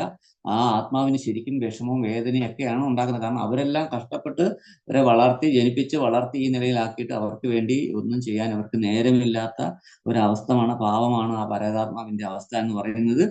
അപ്പൊ അതുകൊണ്ട് ഇപ്പൊ എല്ലാം ഫാസ്റ്റ് ലൈഫാണ്, സമയമില്ലാത്തതുകൊണ്ട് എല്ലാം ക്ഷണികമായി പെട്ടെന്ന് പെട്ടെന്ന് തീർക്കലാണ് ചെയ്യുന്നത്. അപ്പൊ അതുകൊണ്ട് പരേതാത്മാക്കൾക്കൊക്കെ പ്രശ്നങ്ങൾ ഉണ്ടാകും. അതുകൊണ്ട് തന്നെ ആ കുടുംബത്തില് ധാരാളം പ്രശ്നങ്ങളും ഉണ്ടാകും. പിന്നെ നമ്മൾ ചെയ്യുന്ന പിന്നെ ദാനങ്ങളൊക്കെ പലരും ദാനങ്ങളൊന്നും ചെയ്യുന്നവരുണ്ടാകാം, ചെയ്യാത്തവരുണ്ടാകാം. പക്ഷെ ദാനങ്ങളിൽ ഈ പറഞ്ഞ അന്നദാനം, വസ്ത്രദാനം, കുറേ പറഞ്ഞു. നീർക്കുടം, വിളക്ക്, കുട, പിന്നെ ഇങ്ങനെ എള്ള്, അരി, സ്വർണം, പിന്നെ കിടക്ക, മെത്ത, പിന്നെ ഇങ്ങനെ കുറേ ഐറ്റം നമ്മൾ ഇന്നലെ പറഞ്ഞു ദാനത്തിന്റെ കാര്യങ്ങളൊക്കെ.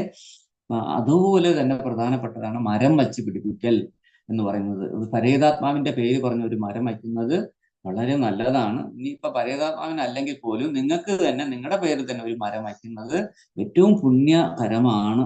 അപ്പം അതിന് നമുക്ക് ഒരു തെങ്ങ് തന്നെ വെച്ചാലും മതി. കൽപ്പവൃക്ഷം എന്ന് പറയുന്നത് തെങ്ങാണ്. അതിൽ തെങ്ങിന്റെ ഒന്നുപോലും ഒരു സാധനവും കളയാനില്ല. അപ്പൊ അതുകൊണ്ട് തെങ്ങിനെ ഒരു തെങ്ങ് വയ്ക്കാൻ, ഒരു മാവ്, പ്ലാവ്, ഇങ്ങനെയുള്ള മരങ്ങളൊക്കെ വയ്ക്കുന്നത് വളരെ പുണ്യകരമാണ്. അത് ഈ മരിച്ച ആളിന്റെ പേരിലാണെങ്കിൽ അങ്ങനത്തെ വളരെയധികം സുഖം അതിലൂടെ ലഭിക്കും എന്നുള്ളതാണ് ശാസ്ത്രം പറയുന്നത്. പിന്നെ ആത്മഹത്യ ചെയ്യുന്ന ആൾക്കാരെ കുറിച്ചുള്ള കാര്യമാണ് പറയുന്നത്. സാധാരണ മരണത്തിൽപ്പെട്ട് നമ്മൾ പെട്ട ഒരാളുടെ അവസ്ഥ നമ്മൾ പറഞ്ഞു. പുണ്യം ചെയ്തവർ സ്വർഗത്തും പാപം ചെയ്തവർ നരകത്തിലും പോകും. ഭക്തന്മാരാണെങ്കിൽ ആധ്യാത്മിക ലോകങ്ങളിൽ ചെല്ലും എന്ന് പറഞ്ഞു. എന്നാൽ ആത്മഹത്യ ചെയ്യുന്നവർക്ക് അങ്ങനെയല്ല. അതുപോലെ ആക്സിഡന്റ്, കൊലപാതകങ്ങളിലൂടെയൊക്കെയുള്ള മരണങ്ങളിലേക്ക് ഉള്ളവർക്ക് ചെറിയ വ്യത്യാസങ്ങളുണ്ട്. അവരുടെ ആത്മഹത്യ ചെയ്തവർക്ക് എത്ര ആയുസ്സാണോ, എത്ര വർഷമാണോ അവർക്ക് പറഞ്ഞിട്ടുണ്ടായിരുന്നത് അത്രയും. ഇപ്പം 60 വയസ്സിൽ മരിക്കേണ്ട ഒരാൾ 30 വയസ്സിൽ മരിച്ചാൽ ബാക്കി 30 വർഷം അയാള് ഇവിടെ ശരീരമില്ലാതെ പ്രേതരൂപത്തിൽ അലഞ്ഞ് നടക്കേണ്ടി വരും. അത് വല്ലാത്ത ഒരവസ്ഥയാണ്. കാരണം ആ മനസ്സ്, ബുദ്ധി, അഹങ്കാരം ഉള്ളത് കൊണ്ട് തന്നെ ആഗ്രഹങ്ങൾ ഈ പറയുന്ന ആത്മാവിനുണ്ടാവും, ആവശ്യങ്ങളുണ്ടാവും.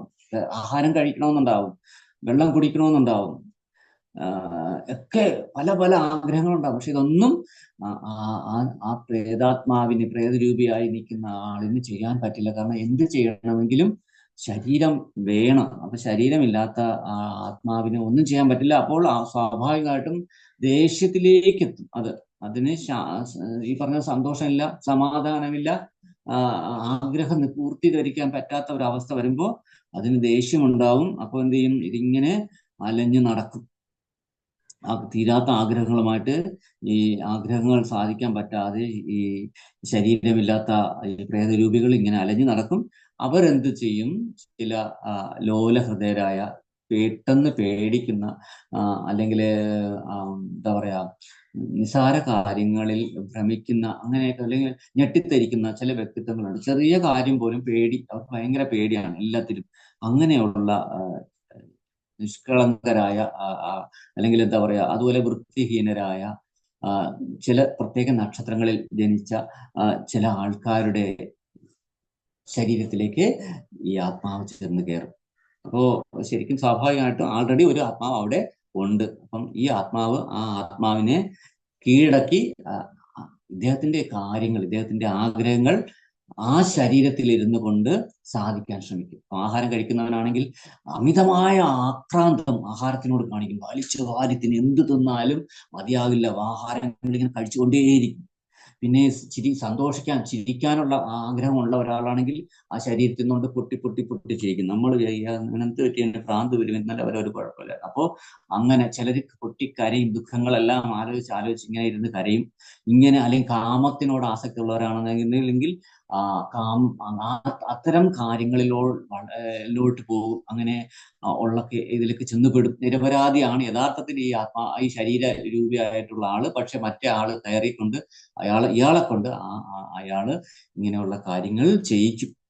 അപ്പോ ചോറ്റാനിക്കര പോലുള്ള ക്ഷേത്രങ്ങളിൽ ഈ ആത്മാക്കളെ ഒഴിപ്പിക്കുന്ന ആചാരമുണ്ട്. പിന്നെ ചില ദുർമന്ത്രവാദികളൊക്കെ വിളിച്ചു കഴിഞ്ഞാൽ അവർ ഇതിനെയൊക്കെ ആലിലൊക്കെ ആണിയടച്ച് തറയ്ക്കുന്ന ഒരു പരിപാടിയൊക്കെ ഉണ്ട്. അതൊക്കെ താമസികമായിട്ടുള്ള കർമ്മങ്ങളാണ്. അതൊന്നും ചെയ്യാൻ പാടില്ല. അത് ഒരിക്കലും ഈ ആത്മാവിനെ ഈ പറഞ്ഞ വയസ്സിന് തിരിച്ചു പോകേണ്ട ആളാണ്. അപ്പൊ തിരിച്ചു പോകാൻ പറ്റാതെ ആവും. അപ്പോ അവരെന്ത് പറ്റും? സ്വാഭാവികമായിട്ടും അവര് ഈ പറയുന്ന കർമ്മിയെ, ഈ മന്ത്രവാദി ശപിക്കും. അങ്ങനെ ശപിക്കുമ്പോൾ എന്ത് പറ്റും? അയാള് ഒന്നിൽ ഭ്രാന്തനാവും, അല്ലെങ്കിൽ എന്നുണ്ടെങ്കിൽ ദുർമരണങ്ങൾ തന്നെ ഇവരെ വന്ന് പിടികൂടും, ഈ പറയുന്ന തന്ത്രിക്കൊക്കെ. എന്നാൽ ഇതൊന്നും ഇല്ലാതെ നല്ല രീതിയിൽ ഇതിനൊക്കെ ശാന്തി കൊടുക്കുന്നതായിട്ടുള്ള മഠങ്ങൾ, സൂര്യകാലടി മനകൾ പോലെയുള്ള മനകളും മഠങ്ങളൊക്കെ കേരളത്തിലുണ്ട്. നല്ല രീതിയിൽ ഇതൊക്കെ പിന്നെ സാത്വികമായിട്ട് ചെയ്ത് ഒഴിപ്പിക്കാവുന്ന ധാരാളം ചടങ്ങുകൾ നമ്മുടെ പല ക്ഷേത്രങ്ങൾ, തിരുനെല്ലിയിൽ, തിരുവല്ലത്ത്, ഈ പറയുന്ന ഗയാശ്രാദ്ധം പോലെയുള്ളിടത്തൊക്കെ ഉണ്ട്. ഇരിങ്ങാലിക്കുട ഭരതക്ഷേത്രത്തിന്റെ ചെന്ന് കഴിഞ്ഞാൽ നിങ്ങൾക്ക് ഈ പറയുന്ന മരണത്തിന് ശേഷം ഓരോരോ കർമ്മങ്ങൾക്കനുസരിച്ച് കിട്ടുന്ന ശരീരങ്ങളെ എന്തൊക്കെയെന്നതിനെ കുറിച്ചുള്ള ഒരു ചുവർ ചിത്രങ്ങൾ നിങ്ങൾക്ക് അവിടെ കാണാൻ പറ്റും. ഇരിങ്ങാലിക്കുട ഭരതക്ഷേത്രത്തിലാണ്. എൻ്റെ അടുത്ത് ഞങ്ങളുടെ ഒരു ആശ്രമത്തിൽ മാതാജി പറഞ്ഞാണ് ഞാൻ ഈ വിവരം അറിയുന്നത്. അത് ഞാൻ നിങ്ങൾക്കും കൂടി പങ്കുവയ്ക്കുകയാണ്. എന്തായാലും ആത്മഹത്യ ഒന്നിനും പരിഹാരമല്ല എന്ന് മാത്രമല്ല, നമ്മുടെ പ്രശ്നങ്ങൾ ആത്മഹത്യയിലൂടെ വീണ്ടും കൂടുകയാണ് ചെയ്യുന്നത്, കുറയുകയല്ല എന്ന് ഓർക്കുക. എന്തും നമ്മൾ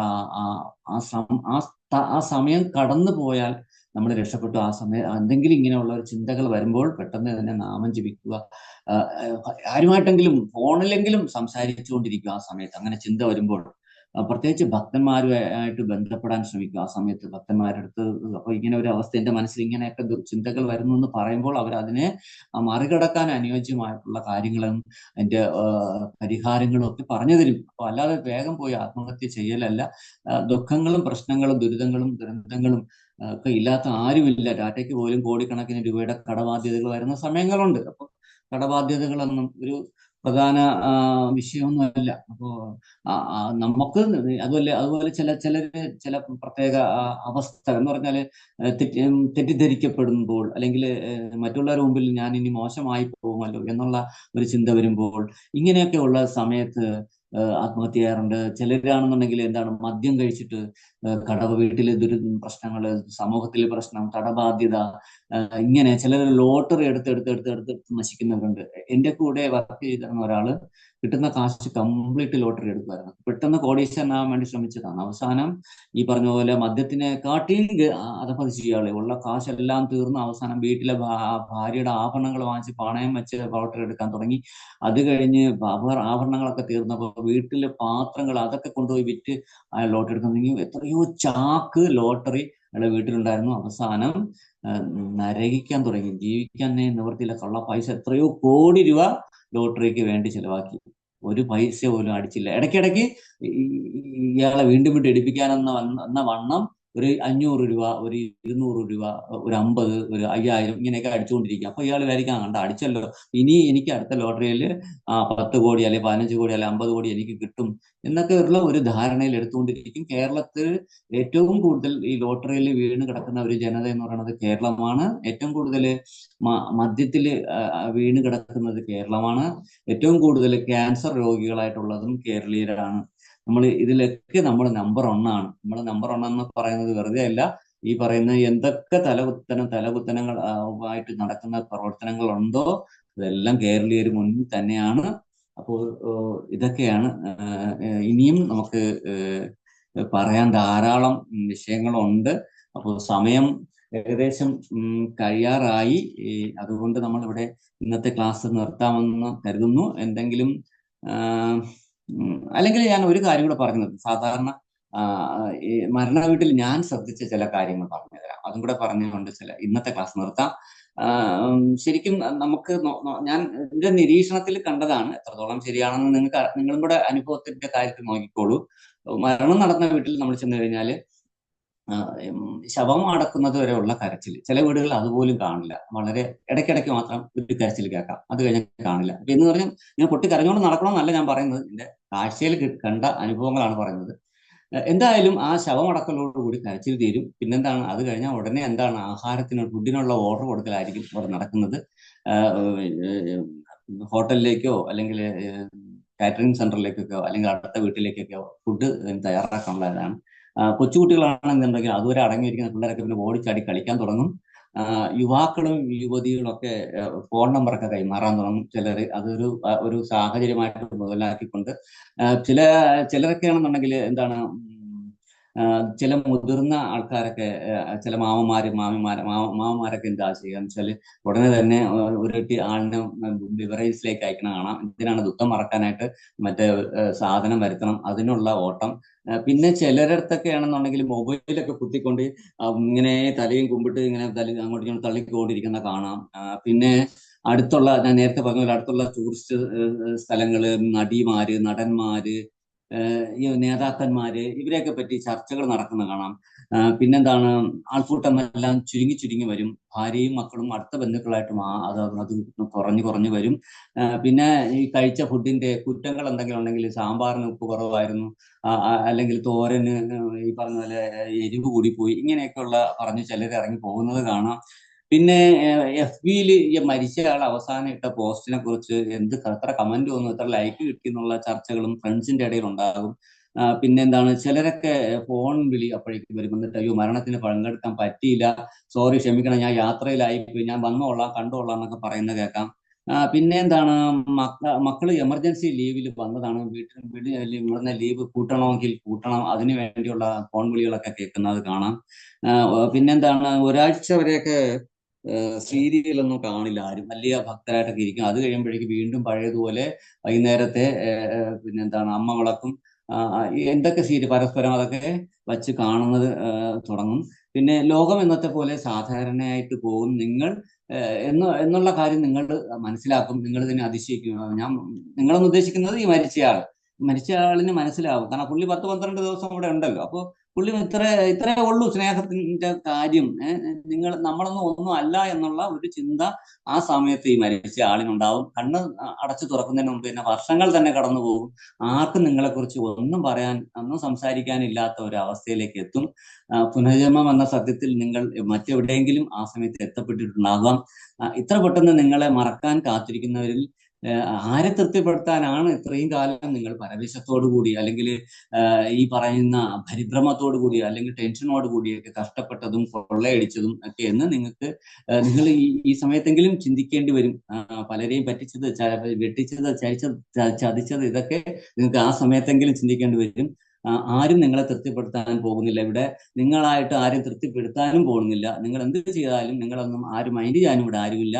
പിന്നെന്താണ്, ശരീരവുമായി ബന്ധപ്പെട്ട ബന്ധുക്കൾക്കായി ചെയ്തതിന്റെ 100-1 ആത്മാവുമായി ബന്ധപ്പെട്ട പരമാത്മന് വേണ്ടി നിങ്ങൾ ചെയ്തില്ല എന്ന് നിങ്ങൾക്ക് മനസ്സിലാകും. ആ സമയത്താണ് നിങ്ങൾ ഇതൊക്കെ മനസ്സിലാക്കുന്നത്. നിങ്ങൾ ഈ പറയുന്ന ശരീരവുമായി ബന്ധപ്പെട്ട ഭാര്യയ്ക്കും മക്കൾക്കും വേണ്ടി ചെയ്ത ആ കർമ്മത്തിന്റെ 100-1 പോലും പരമാത്മാവായ എന്റെ യഥാർത്ഥ പിതാവ് മാതാവും ആയ എന്റെ ബന്ധുവായ എന്റെ എല്ലാമായ ഭഗവാന് വേണ്ടി ഞാൻ ഒന്നും ചെയ്തില്ല എന്ന് നിങ്ങൾക്ക് അപ്പോൾ ഒരു ഒരു ബുദ്ധിയുള്ള ഒരാളാണെങ്കിൽ മനസ്സിലാക്കും. ഭഗവാനെ സന്തോഷിപ്പിക്കാനായി അല്ലെങ്കിൽ ആത്മാവിന്റെ സദ്ഗതിക്കായിട്ട് നാം എന്ത് ചെയ്തു എന്നൊക്കെ ആ സമയത്ത് നമ്മൾ ചിന്തിക്കണം. അതിനായിട്ടുള്ളതാണ് ഈ മനുഷ്യജന്മം. ആഹാരം, ഭയം, നിദ്ര, മൈഥുനം ഇതൊന്നും എല്ലാ ജന്മത്തിലും കിട്ടുന്നതാണ്. അത് മനുഷ്യന് പ്രത്യേക ഒരു ഉദ്ദേശമുണ്ട്. അതാത് ബ്രഹ്മ ജിജ്ഞാസ എന്നാണ് വേദാന്ത സൂത്രം തന്നെ പറഞ്ഞു തുടങ്ങുന്നത്. ഇത് ഈശ്വരനെ മനസ്സിലാക്കി ഈശ്വരന്റെ അടുത്തേക്ക് പോകാനുള്ള ഒരു ജന്മമാണ്. അതിനുവേണ്ടി നാം മനുഷ്യജന്മം എടുത്തു. ആ ജന്മത്തിൽ നമ്മൾ ഭഗവാൻ ആരാണ്, ഞാൻ ആരാണ്, ഞാൻ എവിടെ നിന്ന് വന്നു, എങ്ങോട്ട് പോകുന്നു, എന്താണ് ജനനം, എന്താണ് മരണം, എന്താണ് കർമ്മം, എന്താണ് ധർമ്മം, ഇതിനെക്കുറിച്ചുള്ള കാര്യങ്ങൾ, പുരുഷാർത്ഥം എന്താണ് പുരുഷാർത്ഥം, ഇതൊക്കെ മനസ്സിലാക്കി ജീവിക്കാനും ഭഗവാന്റെ അടുത്തേക്ക് പോകാനുള്ള ദുർലഭമായിട്ടുള്ള ഒരു ജന്മമാണ് മനുഷ്യജന്മം എന്ന് മനസ്സിലാക്കാനെങ്കിലും ആ സമയത്തെങ്കിലും നിങ്ങൾക്ക് ഈ മരിച്ചുപോയ ആൾക്കാർക്ക് കഴിയട്ടെ എന്ന് പ്രാർത്ഥിച്ചുകൊണ്ട് ഇന്നത്തെ ക്ലാസ് നിർത്തുന്നു. എന്തെങ്കിലും ചോദ്യങ്ങളുണ്ടെങ്കിൽ പെട്ടെന്ന് ചോദിച്ചോളൂ, സമയം തീർന്നു പോയി. ഹരേ കൃഷ്ണ. ഹരേ കൃഷ്ണ. പ്രഭുജി എന്താ വേണം? പ്രഭുജി, നമ്മളൊക്കെ അഡ്വാൻസ് ഡിവോട്ടീസ് അല്ല. നമുക്കൊക്കെ ഈ മായയിൽ പെടാൻ നമ്മൾക്ക് മറ്റൊരു ആത്മാവ് വേണമെങ്കിൽ പിടിക്കാം. കാരണം നമ്മളെ സാധനം അത്ര സ്ട്രോങ് അല്ല. ഞാൻ പ്രഭുജിയുടെ ഒരു സംശയം ചോദിച്ചോട്ടെ. ഇപ്പൊ നമ്മൾ ഒഴിവാക്കേണ്ട ചില സ്ഥലങ്ങളുണ്ട്. രാത്രി കാലങ്ങളിൽ യാത്ര ഒഴിവാക്കണം, ചില ജലാശയങ്ങൾ. അവിടെ നിന്നൊക്കെ ഈ ആത്മാക്കള്, ഞാൻ ഇതിനെക്കുറിച്ച് ഇത്തിരി താല്പര്യമുള്ള ഒരാളാണ്, ഞാൻ ഇങ്ങനെയൊക്കെ വായിച്ചുള്ള അറിവാണ്. ഇപ്പം ഒഴിവാക്കേണ്ട കുറെ സ്ഥലങ്ങളെ കുറിച്ച് പറയുന്നുണ്ട്, നമ്മൾ പോകാൻ പാടില്ലാത്ത സ്ഥലങ്ങള്. പ്രഭുജി അതൊന്ന് എക്സ്പ്ലെയിൻ ചെയ്യാമോ? തീർച്ചയായിട്ടും എക്സ്പ്ലെയിൻ ചെയ്യാം. അത് വേറെ കൊണ്ടല്ല, ഞാൻ ഈ വിഷയം ഞാൻ എക്സ്പ്ലെയിൻ ചെയ്ത് പ്രശ്നമായ ആൾ കൂടിയാണ്. പക്ഷെ എന്ന് പറഞ്ഞാൽ ഞാൻ ഈ ഗ്രൂപ്പിൽ ഞാൻ എക്സ്പ്ലെയിൻ ചെയ്യുന്നുണ്ട് അടുത്ത ക്ലാസ്സിൽ. കാരണം വേറെ ഒന്നല്ല, ഇപ്പൊ തന്നെ 7:10 അപ്പൊ അതൊരു വലിയ വിഷയമാണ്. അതുകൂടെ തീരുമ്പോൾ, അതാണ് ഞാൻ പറഞ്ഞത് ഇന്നോട് തീരില്ല എന്ന് പറഞ്ഞത്. അതുകൊണ്ടാണ് ആ വിഷയമാണ് ഞാൻ അടുത്ത ക്ലാസ്സിൽ പൈതൽ അനുവദിക്കുമെങ്കിൽ, ആദികർത്ത അനുവദിക്കുമെങ്കിൽ, എനിക്ക് ക്ലാസ് ഉണ്ടെങ്കിൽ, അടുത്ത ക്ലാസ് ഉണ്ടെങ്കിൽ ഞാൻ ആ വിഷയമാണ് ഇനി എന്ന് പറഞ്ഞാൽ ഭൂതപ്രേത പിശാചുക്കൾ, അതാണ് വിഷയം. അപ്പൊ അത് യഥാർത്ഥത്തിൽ ഇതിന്റെയൊക്കെ പേരിന്റെ അർത്ഥം എന്താണ്, യഥാർത്ഥത്തിൽ ഇതൊക്കെ ഉണ്ടെങ്കിൽ ഇതിന്റെ തെളിവ്, അത് ഈ നമ്മുടെ ഭാഗവതത്തില്, ഭഗവത്ഗീതയില്, മറ്റു പുരാണങ്ങളില്, പിന്നെ നമ്മുടെ ജീവിതത്തില്, എന്റെ തന്നെ സ്വന്തം അനുഭവം, ഇങ്ങനെ കുറെ കാര്യങ്ങൾ ചേർത്തുള്ള ഒരു വലിയ വിഷയമാണ്. അതുകൂടി പറഞ്ഞുകൊണ്ട് വേണം ഞാൻ ഈ ക്ലാസ് നിർത്താണ്ടത്. അത് എന്റെ പ്രഭു ക്ഷമിക്കണം, ഇന്ന് പറയാൻ സമയമില്ലാഞ്ഞിട്ടാണ്. അതൊരു വലിയ വിഷയമാണ്. അത് എൻ്റെ ഉണ്ട്. ഞാൻ ആ മുമ്പ് ചെയ്ത ക്ലാസ് യൂട്യൂബിൽ കിടപ്പുണ്ട്. അതിലൊക്കെ ഞാൻ ആ കാര്യങ്ങളൊക്കെ പറഞ്ഞിട്ടുണ്ട്. എന്തായാലും നിങ്ങളുടെ ഗ്രൂപ്പിലേക്ക് വേണ്ടിയും ഞാൻ ആ വിഷയം ഞാൻ അടുത്ത ക്ലാസ് എന്നാണോ നാളെ ഉണ്ടെങ്കിൽ ഞാൻ അതും കൂടി പറഞ്ഞു തരാം. അതിൽ എൻ്റെ സ്വന്തം അനുഭവം അടക്കം ഞാൻ പറഞ്ഞു.